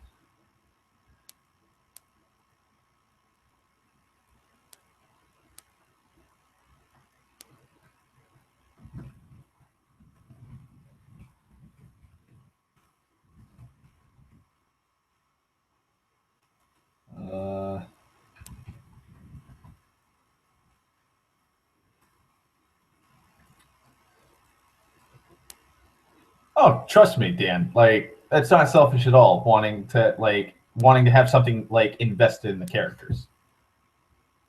Like, that's what makes a movie a good that's what makes a good movie is you're invested in the plot and the characters and what's going on. Like, just look at that'd be a good example. Suicide Squad. I watched Suicide Squad. I couldn't get invested in any of the characters. And it just made me not like the movie. Like, the plot's stupid as well, but like, it's the characters. Just the characters alone just made me not like the movie. That's why like a lot of people didn't like Batman v Superman and Suicide Squad, was because the characters and the plot was stupid. And like the reason, matter of fact, this is the perfect example. Marvel movies. The reason why the Marvel movies consistently make a fuck ton of money and garner such acclaim among general audiences is because the characters are likable and relatable, and they're interesting. Nobody cared about Thor. Like, nobody cared, even in the comic book community, nobody cared about Thor or Captain America or Iron Man or the Hulk to some extent. Like, or Black Widow or Hawkeye or any 90% of the characters in Marvel movies, nobody gave a flying fuck about them, even in the comic book community. There were fans, sure. There's always fans of a certain character, but everybody likes them. Everybody loves the characters. Everybody's invested in the characters. Like, Robert Downey Jr.'s portrayal of Iron Man in the first movie is the perfect example of like what happens. Comic book movies were just hit or miss here and there. Sometimes they were really good, like Spider-Man 2, and other times they were really shit, like Spider-Man 3. And then Iron Man's coming out, and everyone's like, Iron Man? He's a nobody. Nobody reads Iron Man comics. He's a boring guy. He's just a guy in a metal suit that flies around and fires beams out of his fucking hands. And then fucking movie drops. Everyone's like, Robert Downey Jr.'s back. This movie is phenomenal. And it's because he portrayed the character so well and so fucking likable, even though he's an asshole. Like, it launched the Marvel Cinematic Universe. If Robert Downey Jr. was shitty in that movie, I don't think even if the script was good, that movie would be able to fucking keep afloat. Robert Downey Jr.'s portrayal of Tony Stark was, I think, the make it or break it point for the MCU and Iron Man by and large. If he fucked up on it, Iron Man would have just died out. It would have just been another movie like Green Lantern or something. Would have been like Green Lantern, and nobody would have gave a fuck, and Marvel would have just gone on with just doing their own thing. Exactly. Like, I like the Incredible Hulk TV show because Bill Bixby it did a really good portrayal of portraying Bruce Banner. And Lou Ferrigno is always fun. Always fun. And like that's probably the biggest problem that DC has is their characters aren't really relatable or enjoyable to watch. Superman's this Christ figure, and he's mopey, and he's whining all the time, and he's like, I'm a god, and I feel so powerless, even though I'm not powerless, because I can change things, and I can do this and that. And like they kind of fixed it. They kind of fixed it in Batman v Superman. Not a whole lot, though. Like, they could have gone a little further with it, with the writing. Batman's kind of relatable, but only because of... Well, we have to mention Green Lantern again, because Deadpool. But like Batman's whole point in the movie is relatable. Don't get me wrong.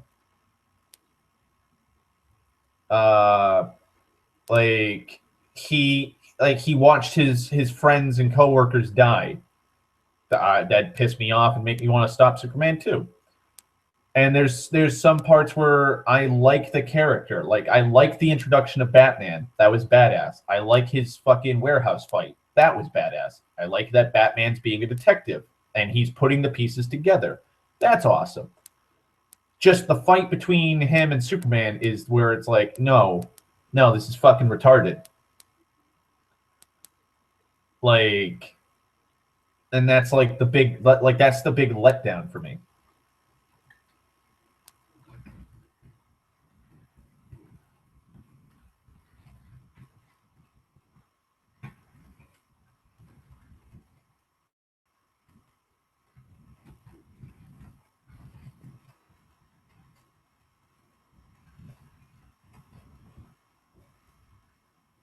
And like,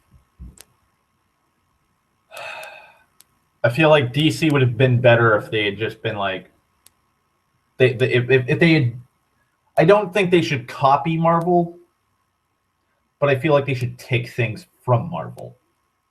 Like, you can have a darker, like a more serious, realistic take on superhero movies. That's all fine and dandy, as long as it's still enjoyable. Like the peace talks and the UN Council talking and Congress talking about Superman and the legalities of Superman. Like, it is. Does he have the right to do what he's doing? He's affecting foreign affairs and policies, and he's changing the geopolitical landscape with him jumping in and intervening in these crises. That's interesting. That's a really interesting point. Bring these questions up. But then you have fucking Batman stopping himself from stabbing Superman because Martha...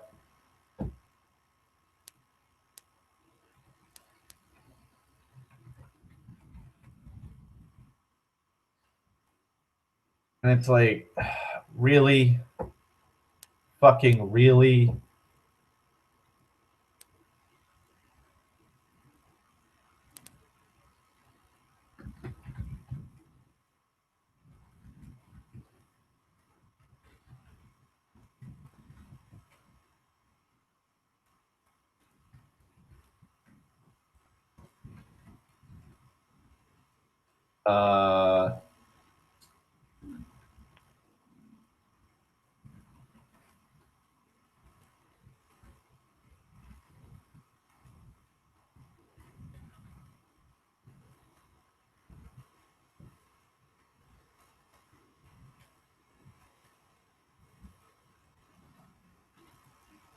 Yeah.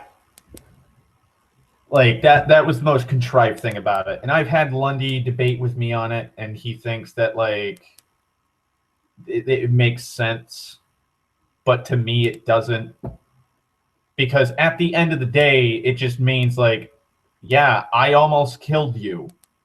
And the thing that stopped me was your mother had the same name as me. Like that doesn't fucking negate like everything else about it. Like Bruce was willing to kill him to save humanity. Like Bruce isn't just going to go like he's not just going to immediately 180 his opinion. He's not going to go from, "Oh, I can't trust you," to, "We have the same mommy. I trust you." And also, Jen, what do you mean by you might be in the minority in regards to all that?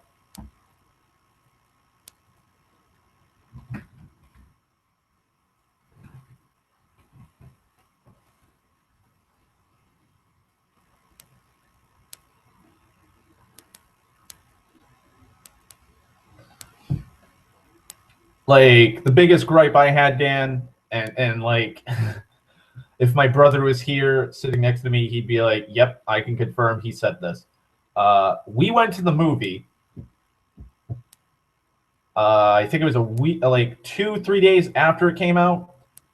It was me, my brother, and one other dude watching the movie at like 12 o'clock on a Saturday.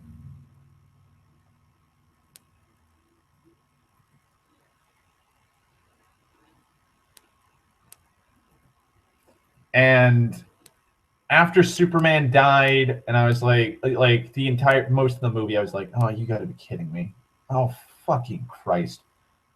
And so when Superman got killed, I was like, "God, oh, I know where this is fucking going."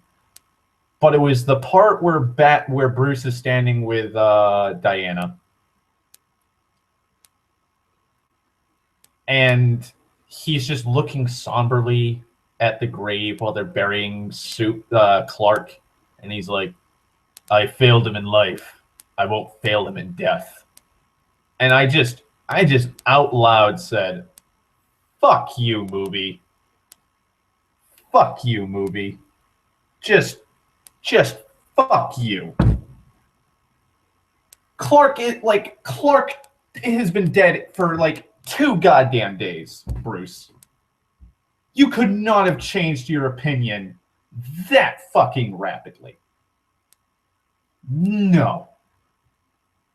No, you can't.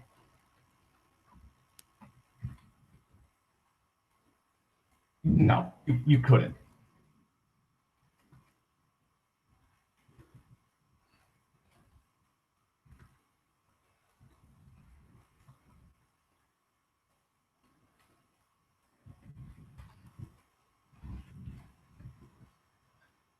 And it's just like, you spent months, Bruce, months tracking down fucking kryptonite, hellbent on killing Clark. This entire time you've been hellbent on killing Clark and stabbing him in the fucking chest with a spear. And it's like, just because his mother is the same as your own who died, you just magically lost all that paranoia and hatred and all of that. Like, Clark didn't even explain himself for Metropolis with you. And like, I've had discussions with people, and I've had like some people, and I've seen like Napalm and Lundy had a like I think it was like a week or two after the movie came out, like they had a debate or discussion about it. And like Lundy said, like, "Oh, well, the reason why like Bruce didn't stab him was he realized that he was kind of human in a sense, and he had a family." And I'm like, when I was listening to that, I was like, no, that's not like a serial killer. Like if if you find a terrorist and he blows up a whole fucking city with a nuke, and you're tracking him down this entire time, and you have your foot on his fucking throat with a spear in your hand, and he's like, "Save Martha," and your mother's name is Martha, and you go, "What's that? What do you mean, save Martha?" And like one of his 7 wives comes over and goes, "It's the name of his mother." I'm not going to sit there and go, "Oh my God.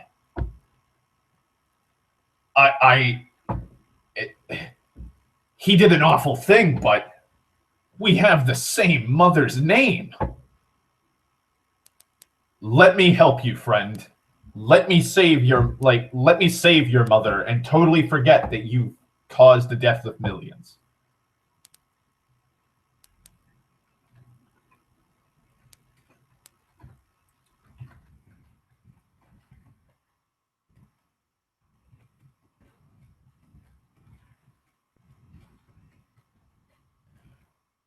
Does that make fucking sense? Just that makes literal fucking sense. Like, yeah, this terrorist that fucking did atrocious things. I'm just going like, and then like, if the fucking like terrorist that I didn't kill for the nuking of a city, like sacrificed his life, like, am I gonna go to his burial and be like, I failed him in life, I won't fail him in death? Like, what the fuck does that even mean? You're not gonna fail him in death. Like, what do you don't know what he was doing, Bruce. You've been doing what he's been doing for years. You've been saving people's lives. His first time as a superhero, he leveled half a city. Like, Jesus. Fucking Christ, Bruce. Like, is this your new mommy thing? Like, now that you've had some closure that you were able to save Martha and, like, all that's fixed, is this your new thing? Like, Clark Kent is dead. Like, is that going to be your new thing instead of my parents are dead? Like, is it like every time you see the Superman logo, like in Justice League, is he going to just somberly look away and shed one tear like the Native American in that trash ad? Like, is that what's going to happen? Is Bruce just going to like constantly? Oh my God, I'm fearful now. Like, this thought has come into my head where I'm like, oh my God, I think Zack Snyder will be stupid enough to do this, where Bruce will consistently have monologues about Clark. I have a really, really big gut feeling on this, that the Justice League without Superman are going to go up against Steppenwolf, and they're all going to be afraid, or they're all like, they're all going to be like nervous, or like their hope has been shattered. They have no resolve. And he's going to be like, he's just going to have this big long monologue about how Superman was a hero. I saved his mother. I was going to stab him in the chest with a fucking kryptonite spear, and I fucking hated him for fucking 6 fucking months. But, he was a good guy somehow. I won't fail him in death. Neither should you. And they're going to just they're all going to somehow feel something for this. Like, Aquaman doesn't know who the fuck Superman is. Like, it'd be awesome if Superman's like, who the fuck is Superman? Like, right after he does that speech.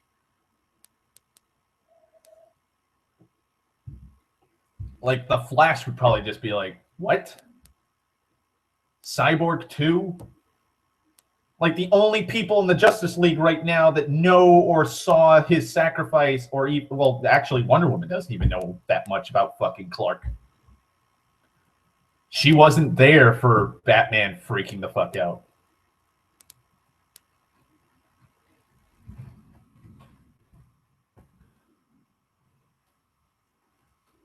And it's just like, and then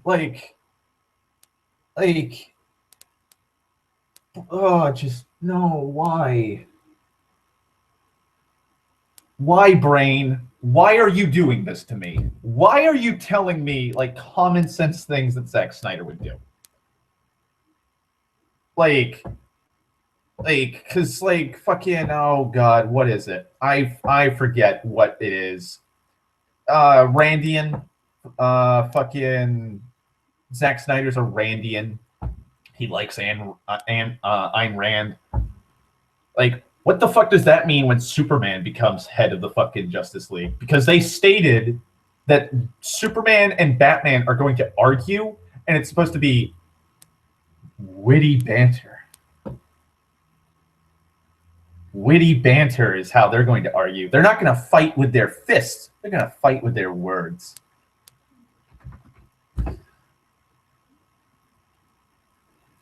And it's just like, does that mean like, is Superman just going to be like what if Superman becomes leader of the Justice League? Is he just going to be like Pa Kent? Like Batman and Wonder Woman are going to be like, Clark, like Brainiac is attacking the city. What should we do, Clark? You could save him or not save them. It's your choice. And it's like, what? Is that what Superman's going to do in these movies?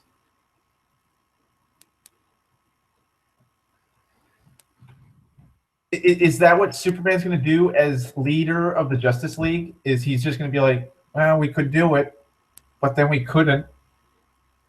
I don't know. Like, oh God, like, oh, they choose not to intervene somewhere. Like, they choose not to fight like some terrorist or something, and he blows up a city, and like the Justice League are sitting at the table yelling at Superman for like telling them like not to, and he's just like, when I was 16 back in Kansas, a tornado was coming, and my dog Lucky, or Crypto, he was stuck in the van, and my father ran out even though he told me not to, because I could have easily saved him. And my father saved Crypto. And I could have saved my father. And he just raised his hand and shook his head no. And he died. That's why I said we shouldn't stop the bombings in that city. And I just want Batman to literally just hurl a batarang at his chest, like a kryptonite one. Or have Wonder Woman just punch him once in the face. And like that gives him brain cancer.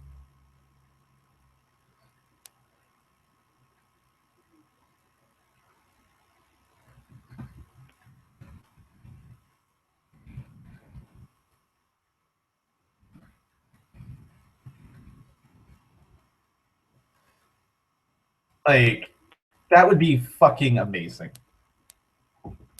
That would be absolutely amazing. And then, like, I already know we're gonna have oh god, Donald Trump may be in a superhero movie. Oh, I already know. I already know. I already know with the way he's such a narcissistic prick. He's going to be like, oh, they're gonna have CNN. They're gonna have CNN on. They're gonna have Fox News. They need to have me in it. I'm a reality TV star. I need to be in this movie. And like, oh, they might even like, because of the way Zack Snyder is and the way Warner Brothers is allowing him to do this, Donald Trump is just gonna be like this heroic symbol that Batman and the rest of the Justice League is gonna stand behind. Oh God. He's gonna be the I can see it. I can see it. And I could, oh God, I can't, I don't, like, can you imagine him going like Lex Luthor's my vice president?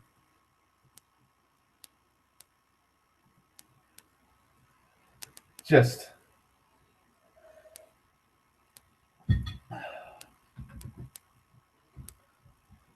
just God, that's gonna be so fucking painful if I like. It's making me worried. It's making me worried about Justice League now because I already know they're gonna have to do reshoots.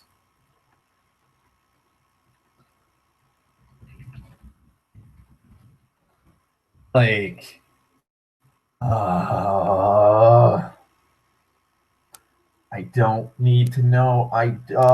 God, brain. I'm picturing it. I'm picturing like a tragedy happening, and just,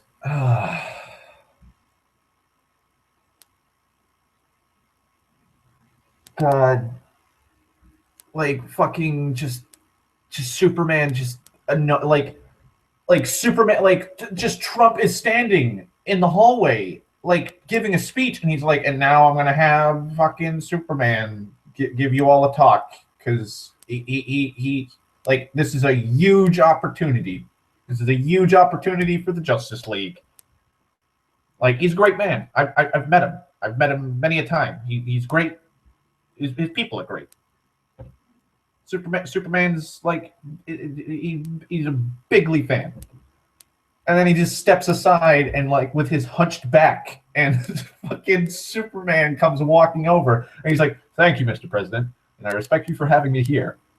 And then he's like, "I respect Donald Trump's wall building," and like Superman just starts agreeing with like the fucking policies. Like, oh God, they do a Civil War movie. Like they do a Civil War movie, and it's fucking, it's just like the comic book where it makes no sense and it's horrible.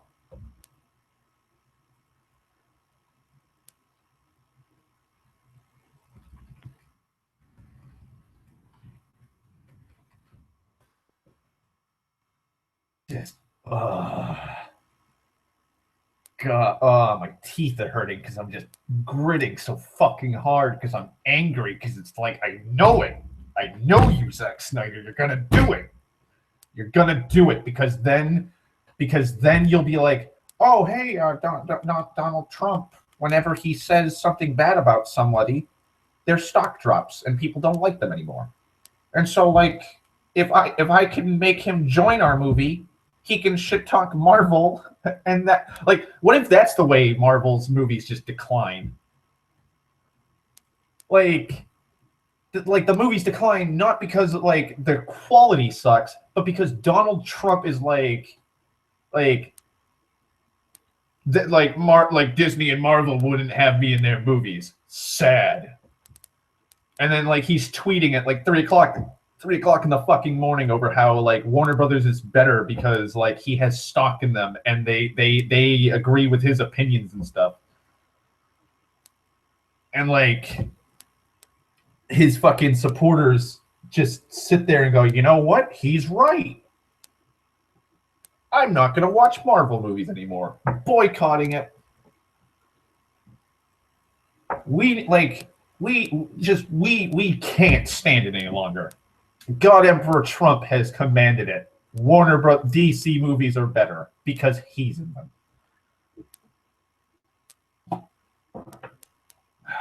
God. Just oh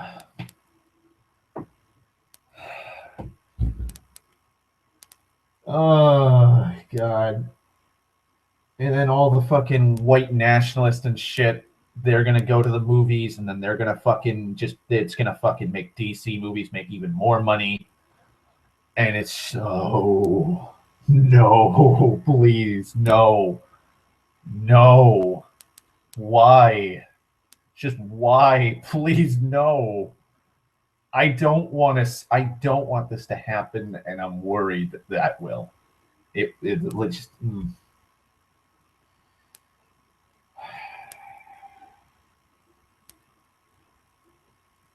God.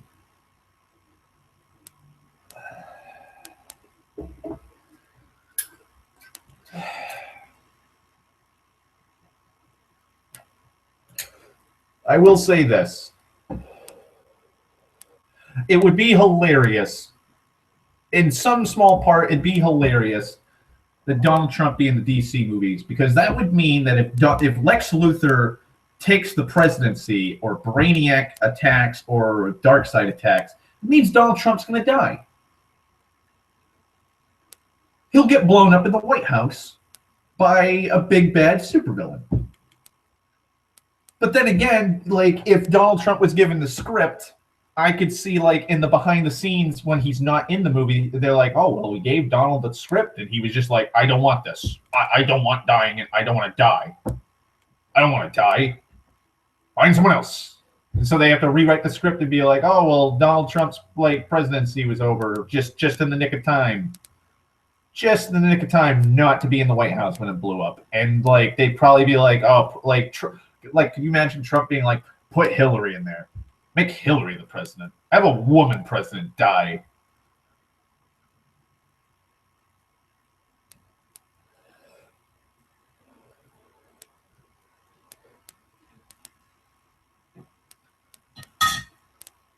I could just see it.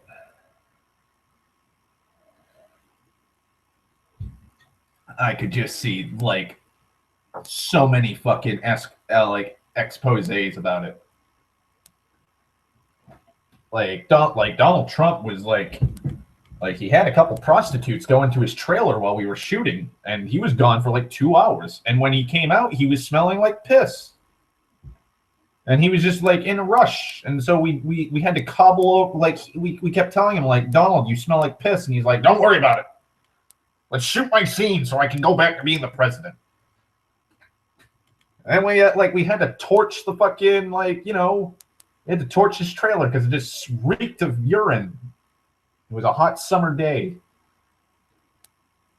Like Donald didn't want, like, Donald asked us to CGI his hands because they're actually quite small. Oh, God. Just, God.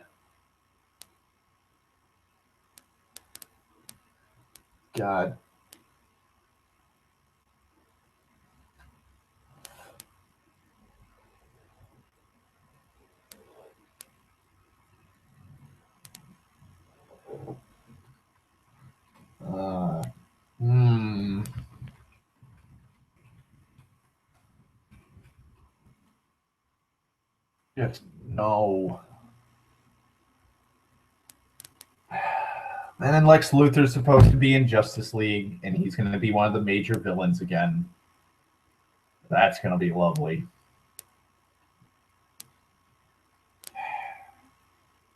Like, I've said it before, and I'll say it again. Metallo should have been the main villain of Batman v Superman.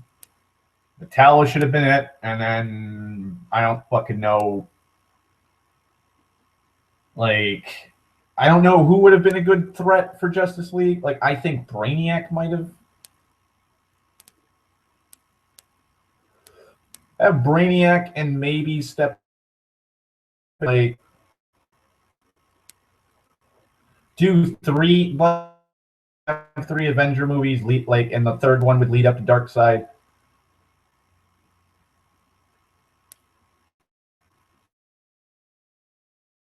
Aquaman hating fucking Wonder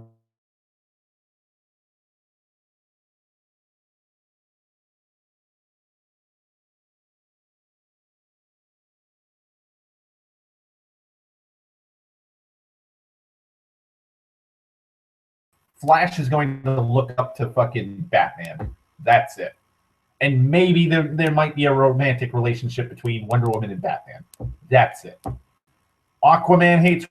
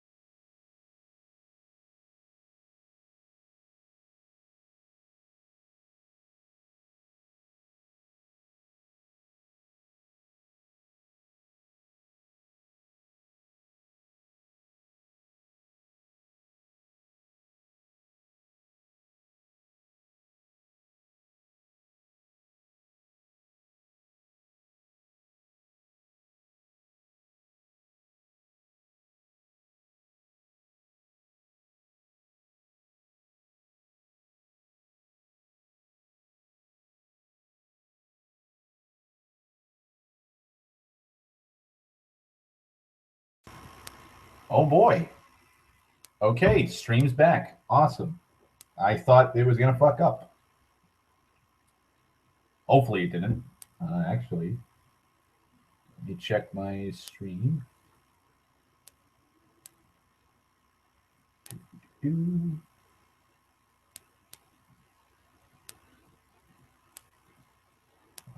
Jump to live, please.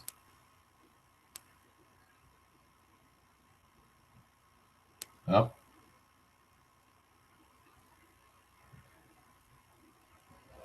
All right, there we go. Awesome.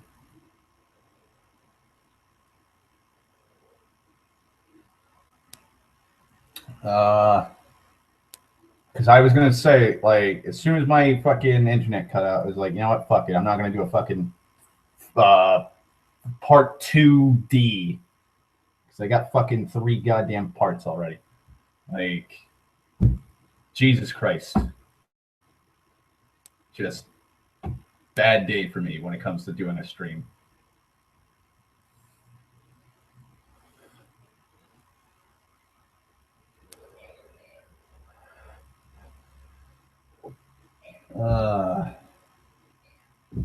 What times? I'll keep going till around 5. I'm gonna keep going till around 5, and then because I'm almost out of tea and I'm getting hungry, so I'll make my stir fry finally.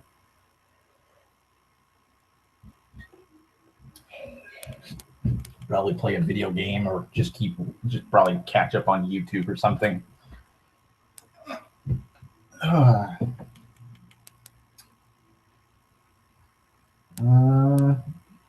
Yeah, that topic I'll talk about.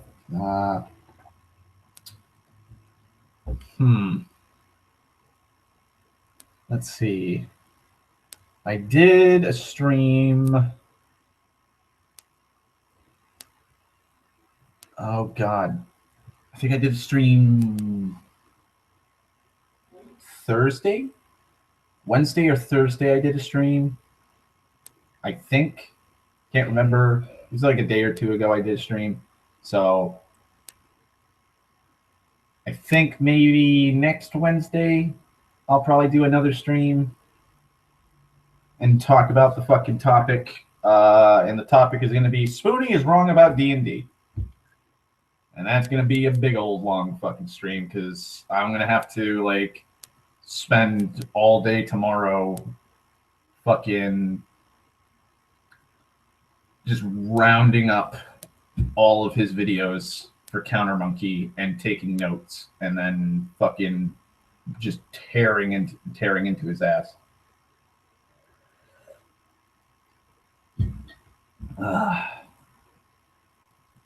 Plus, I could always talk about fucking. Well,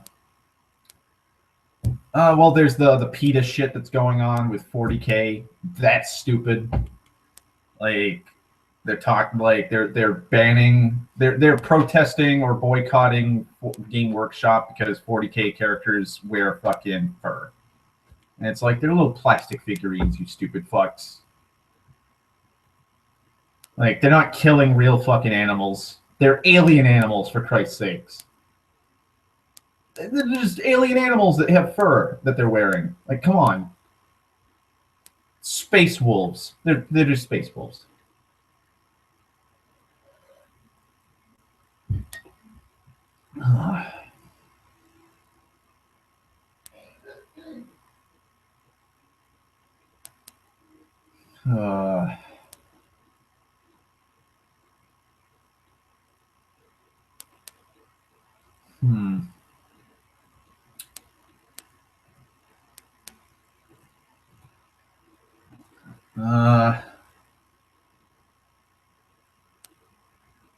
I think after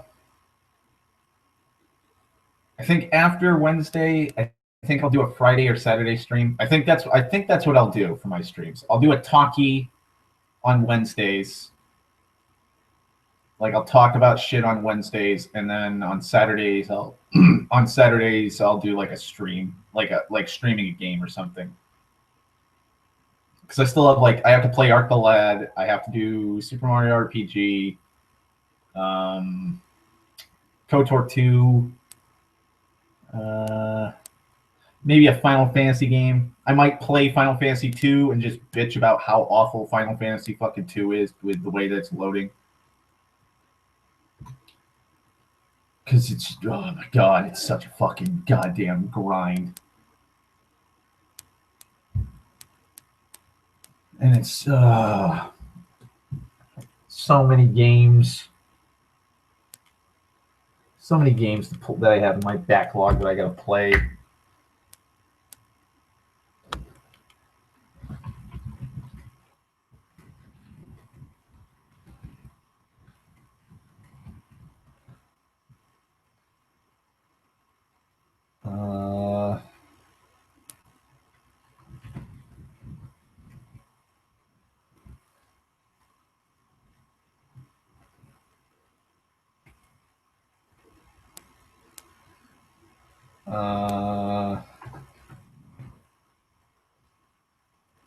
What else? You know what? Maybe I should just play the good Final Fantasy games I like. Final Fantasy 1, Final Fantasy 4, 5, 6. It's been a while since I've played 9. And that's on the PlayStation, so I have the PlayStation. I have a PlayStation emulator, so I could play 9. Probably gonna suck at 9 because, like I said, I think I only played it once or twice when I was a kid.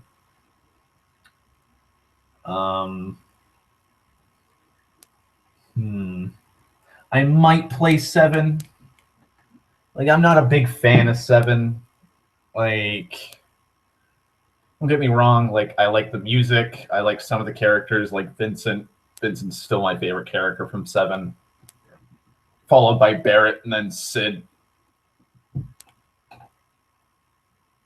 But,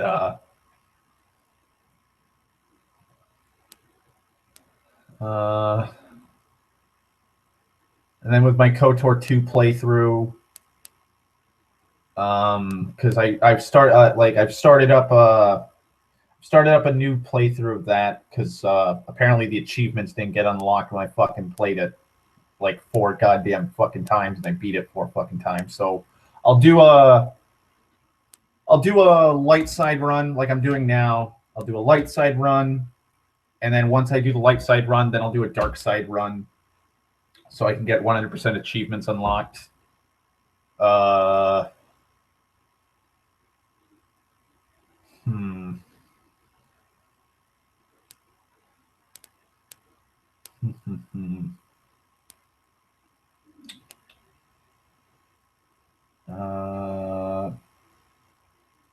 I might, like, after I play KOTOR 2, I might do KOTOR, even though I don't like KOTOR as much as I like the second game. I don't know, like KOTOR, like a lot of people give KOTOR 2 flack because it's a broken game. It's a half complete game. But even that half completed game, I think, is leagues above most Star Wars role-playing games. And it, like, having played the first game, like, first game, it hails in comparison. I could also do a Mass Effect playthrough. Probably do a Paragon. Play 1, 2, and 3. I haven't played 3 yet on this PC. I know I can handle 1 and 2. Not sure if this will be able to fucking handle 3, but like I'll try it. I'll do a test run of it before I do a stream of it, just to make sure.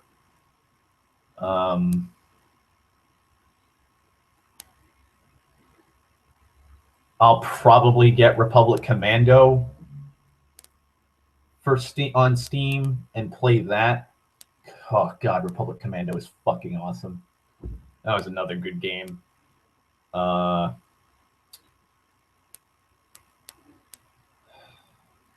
got a couple games.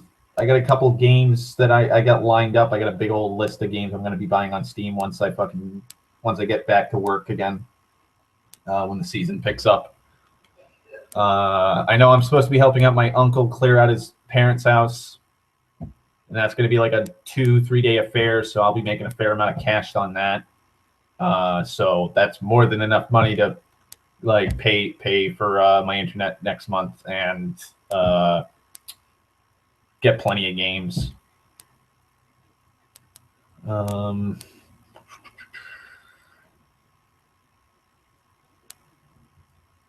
Let's see what else. Fable, gotta play Fable. I'm pissed off still that fucking Fable 2 hasn't been ported to the PC. That's a fucking filthy goddamn crime right there. You have Fable, The Lost Chapters, you have the anniversary edition of Fable, and Fable fucking 3 on Steam. Fable 2 though, meh. Just meh. But just in case, I'm gonna make sure. I'm gonna make sure. If there's a way to emulate it, because if there's an Xbox 360 emulation, I'm totally down for it. And if it works and there's not a fucking problem with it, you're damn right I'll be playing Fable 2. Like, because I will play through, like, let's see.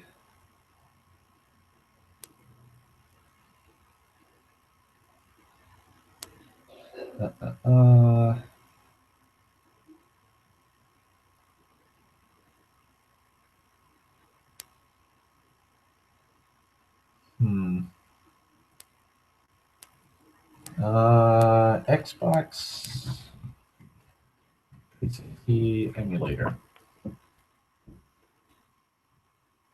Xenia.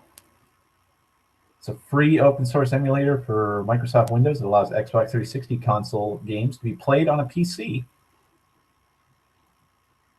Ooh. May have found what I'm looking for. As of August 2016, the emulator is capable of playing a handful, about 50 of Xbox 360 titles at full speed.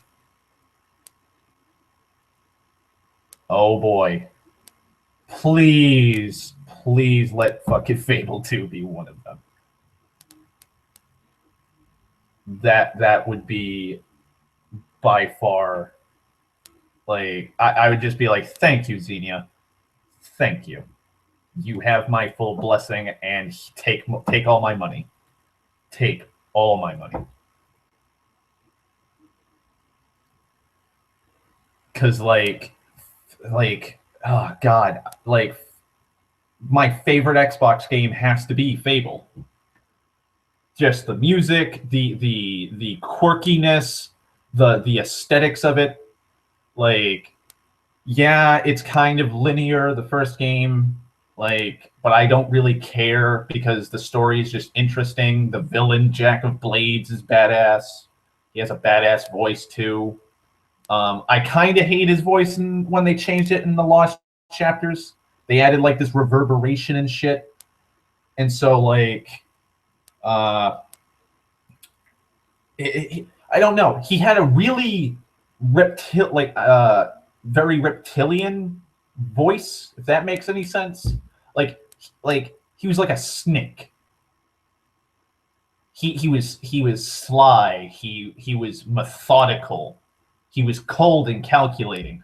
And then they added like a demonic tone to it in like the fucking expansion, the Lost Chapters, which is essentially just a whole it's the same game, just with like an extra 2-3 hours added onto it, and they changed a few things.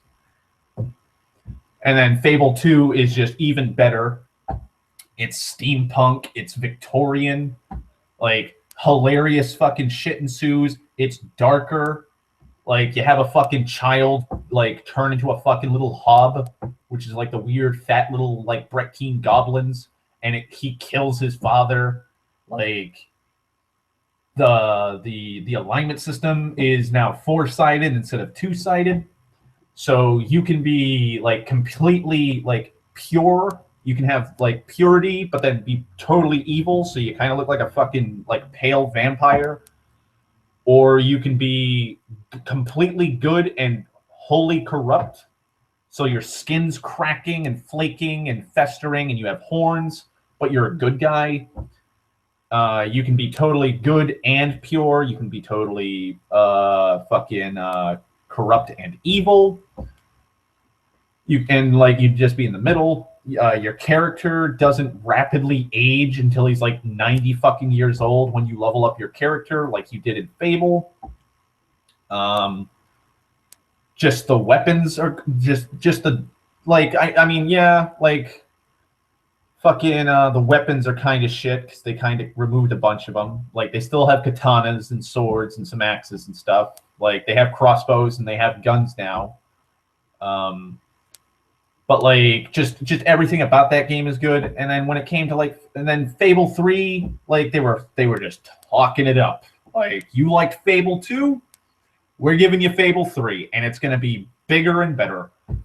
And like then just God, I remember being so fucking excited for Fable 3 because they were like, you're going to be a king. You're going to be able to make all these decisions. You're going to be able to do everything you want. Every single fucking thing you want. Like, you're going to be sitting in the court and you're going to have to deal with the petty fucking peasantry.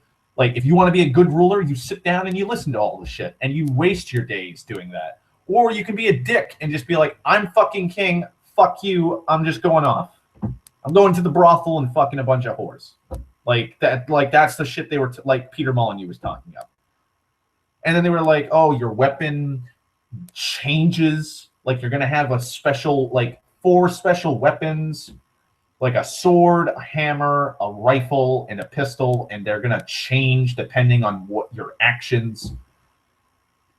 So like if you're wholly evil, it's gonna start turning into like your pistol will start having bone growths and shit like that, or like it'll fire fucking evil fucking flames out of it. Or like if you're a good guy and you're playing like a goody two shoes paladin, your sword's gonna have fucking angelic wings, or the sword's gonna be like a silver wing, and it's gonna fucking do extra damage to undead and shit. And like they were gonna upgrade the interactive discussion fucking like emojis your character does when he interacts with people, so you could essentially quote unquote date people. So like you would go to like certain areas in town or areas they like to visit, and you'd get like massive buffs or debuffs depending on if you went to the place they hated, and that would improve their relationship with you and their mood.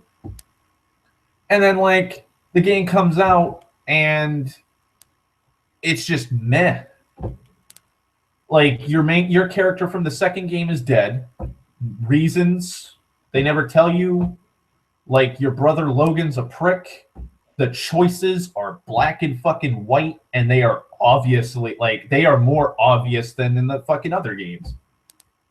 Like the weapon changing thing. Like at first when I was playing it, I was like, oh, okay, Logan's a little insane. He's telling me to either choose to kill like 40 fucking peasants or kill my girlfriend. So if I save her, I'm kind of a dick, but like, how is it a dickish thing? Like, how is that inherently evil?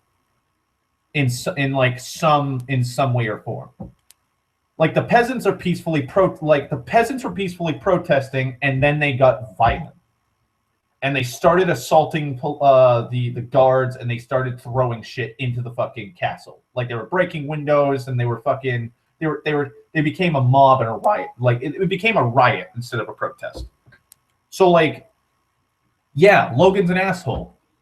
Like they're by his corrupt law, they should be put to death. But like, why should I kill my girlfriend, the chick that I've been in love with since childhood? Why should I have her be summarily shot and executed over these like random people?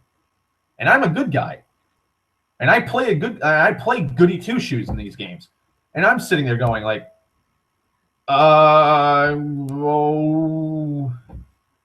I chose her over the other party, like the random people that I had just met, not like 30 seconds prior. And then like you want revenge on Logan now, and like you start becoming a hero, and you have all your heroic weapons. And then like you go to this bright wall, and it's got this massive. It's like bright wall's interesting. Don't get me wrong; it's pretty badass. It's like a walled off city on a fucking mesa next to like this idyllic forest, and it has a giant library. And then you go into the library, and it's just a sheer chasm of nothing but books. It's like out of the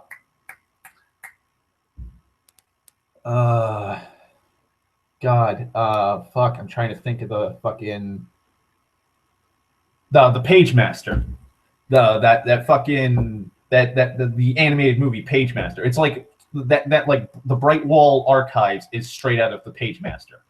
Like you're literally going down and down and down like 50 flights of stairs, and there's nothing but books and fucking ancient Gothic architecture.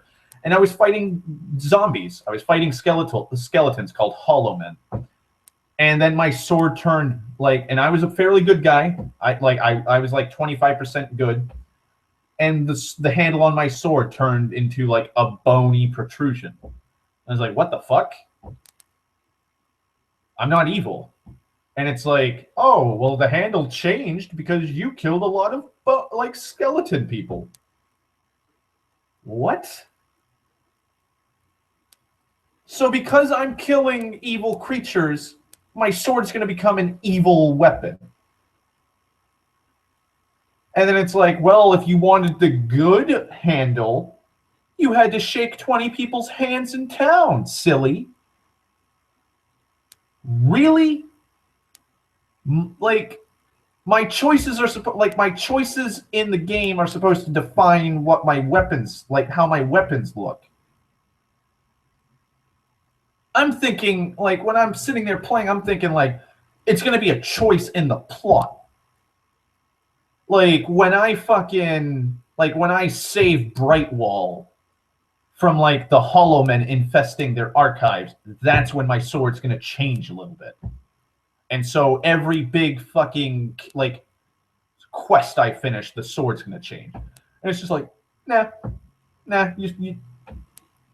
your sword just turns into a fucking bone handle. There's reasons.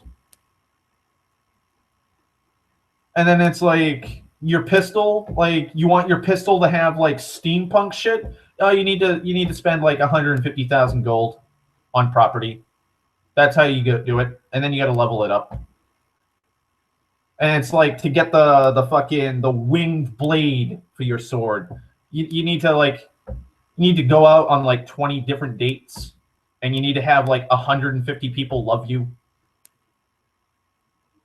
And it's like, wait, so me choosing good aligned or evil choices, it like that's not going to fucking be the thing that decides my fucking weapon.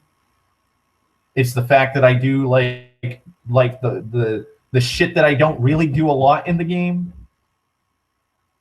And then like the other thing that pissed me off was after I saved my girlfriend from being executed, she's married to somebody. And it hasn't even been a year in game. And she's with somebody, she's with some guy in the fucking the industrial shitty part of Bowerstone, and she's married to him. And she's like, yeah, I love him. And it's like, you son of a bitch. I sacrificed 30 fucking commoners so that you could live because my character loves you. And just after I flee the castle because like my mentor was afraid that I was going to be killed by Logan for like my actions and for standing up against him, like you were just like, oh, the dick that I was riding is gone. Just gonna have to find another.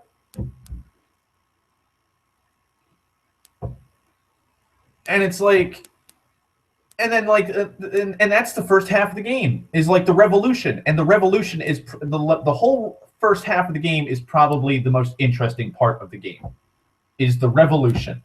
and that's saying something. Like, I'm not saying like it's as good as Fable 2. No, like this is a shitty game, and the only good part about it is the first half, because the second half is just worse. Like, all you do is you go up to 3 different factions in Albion, and they're like, do this for us. Like you do a few quests, you meet them, and they're like, oh hey, promise us you'll do this when you become king. And you're like, okay. And then they join you. And then you do the revolt, you attack the castle, Logan's castle, you dethrone him. And he's like, I did it for the good of my country. And when I was sitting, like, I will give this to, and like, I'm sorry if this is spoilers. If, like, I'm warning now, if you don't want to hear the spoilers for the game, mute. But, like, I was all ready, and, like, I was all for killing Logan. I was like, Logan needs to die. He's got child slaves working in fucking factories night and day. It's just a fascist state. Plot twist. Logan knows that a giant Cthulhu, like a Lovecraftian Cthulhu monster, is coming to Albion. And so the reason why he's been an irredeemable fucking prick is because he's been doing wartime strategy. He is damning the entirety of Albion's populace by starving them and taxing them into the fucking ground so that he can mass an army that's big enough and strong enough to stop the big bad from Fable 3. And it's like, well, shit. And then you have the option: kill Logan, save Logan, spare Logan. And I was like, you know what? Now that I know this, I'm gonna spare Logan. I'm gonna spare Logan now that I know this. And everybody hates you for sparing Logan. And then I'm thinking, oh, Logan's gonna be a big integral plot. Like, my brother's going to be in like the war room helping me plot like how to defend Albion from this assault. Nope, he just disappears. He's gone. Just gone. I don't even remember him appearing at the very end of the fucking game. Just reasons.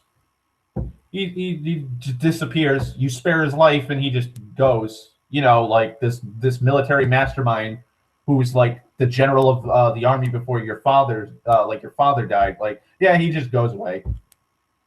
And then like you have 6.5 million or something in the fucking bank from all the taxes that have been saved up. And if you're a good guy, you spend all of it. You spend all of it to keep the fucking plans. And then if not, you get to fuck over Albion more. Like, oh hey, like there's a lot of minerals in this beautiful lake. We can drain the lake and just make it into fucking Orthanc from Lord of the Rings. Just nothing but pits and mines. And we'll have children slaves working there. I mean, children workers. And it's like, well, I'm going to keep it the way it is because it's going to piss off the people who I made promises to. And then I found out, like, you need 6.5 million gold in a year's time. And if you don't, everyone hates you at the end of the game. And the only way you can cheese that system is to buy every single property before you do the fucking, like, before you even start being king. You need to buy all the property. All the property.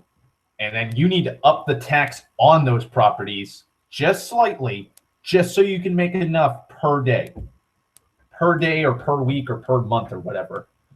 And then just keep dumping it in the fucking bank. Just dump it all in the bank and just hoard it. And then once you fight the big bad, that's it. Like, that's it. You're done. And then it leaves on a cliff. Like, there's a lot of shit in that game that's just left open. Like, there's a giant bronze gate in the middle of a fucking desert, and apparently an apocalyptic fucking creature lives behind there. And like, people are talking that the bronze gate's locks are gone. Nothing is holding that door closed. And I was like, oh shit. Like, that's going to be a quest. That's going to be awesome. Me just like maybe I have to kill this thing because it's got a hoard of gold. And I go up to the gate and it's just like, oh, this is locked. You can't go here. Oh, I guess I'll just go back to like the fucking property map with all the little cutesy cubed like image like chibi versions of these buildings, so I can be like, oh, okay, up the tax here, up the tax there, improve the property so I get even more money here, up the taxes on all the shops and stuff. I don't give a fuck anymore. I'm just like, after a while, I just stopped playing the game. I just left it to run. I just sat there with the game unpaused, and I walked away for a few hours, and I came back, and I was like, oh, I got about 2 million gold already. Saved it, played another game to pass the time, and then like the very next day, I did the same thing. Turned it on, left it unpaused, walked around, had breakfast, watched some TV, came back, and I was like, oh, I got 3 more million. Just another 1.5, and I'll be able to pay for every single person's life. Because apparently 1 gold piece is the value of a fucking person in Albion. Just goddamn. And then because of Fable 3, Fable 4 never came to be. Like, they did a book, if I remember correctly, they did a book.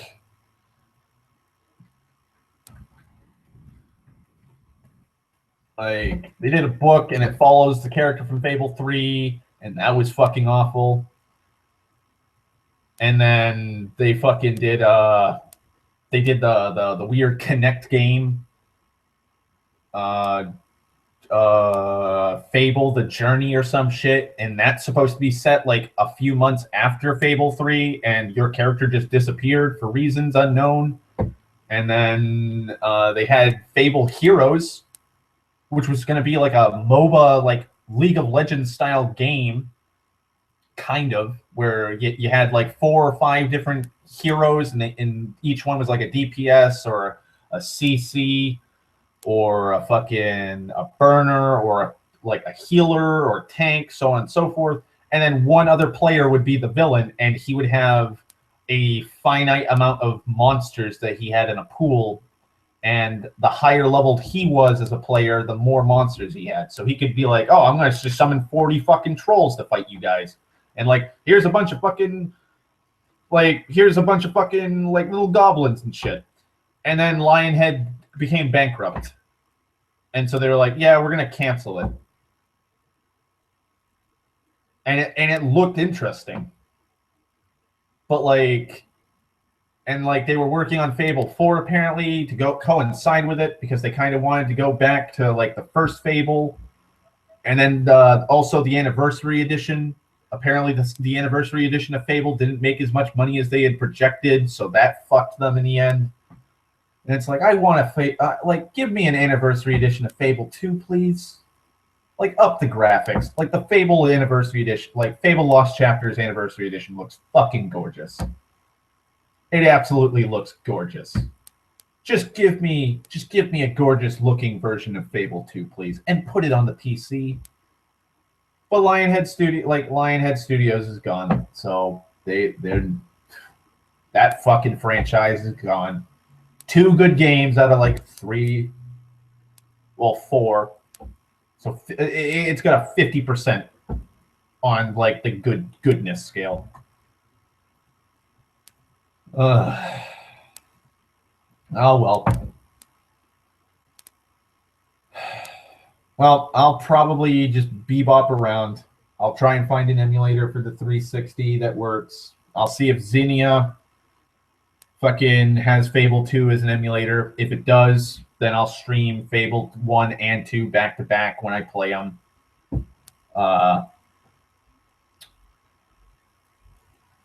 Probably going to do a stream. I'll be doing a stream Wednesdays and Saturdays. Probably around 11 a.m., 12 p.m., around noonish, so that like Dan and Queen and all my European friends and shit like that, like European viewers can actually watch me at a reasonable time instead of midnight or some shit like that. Probably I'm gonna finally invest in a good microphone, so that way, like I don't have the fucking fan running the entire time and deafening people, and I'm not gonna have to keep consistently like raising my fucking voice. I can actually whisper, and I'll be able to be heard clearly. But yeah, so oh wow, it's 5:16 now.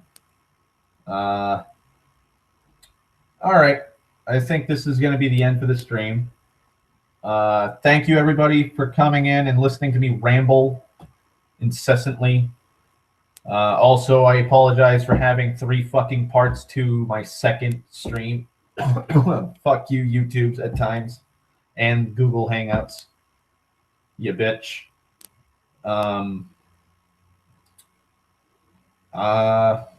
Yeah, I'll see you guys on the flip side. I'll probably see you guys. I'll see you guys Wednesday. If anybody watches this after I close the stream down, if you have any questions that you want to ask me next Wednesday, just pop them in the chat. Darth Vader 1441 is my Twitter handle.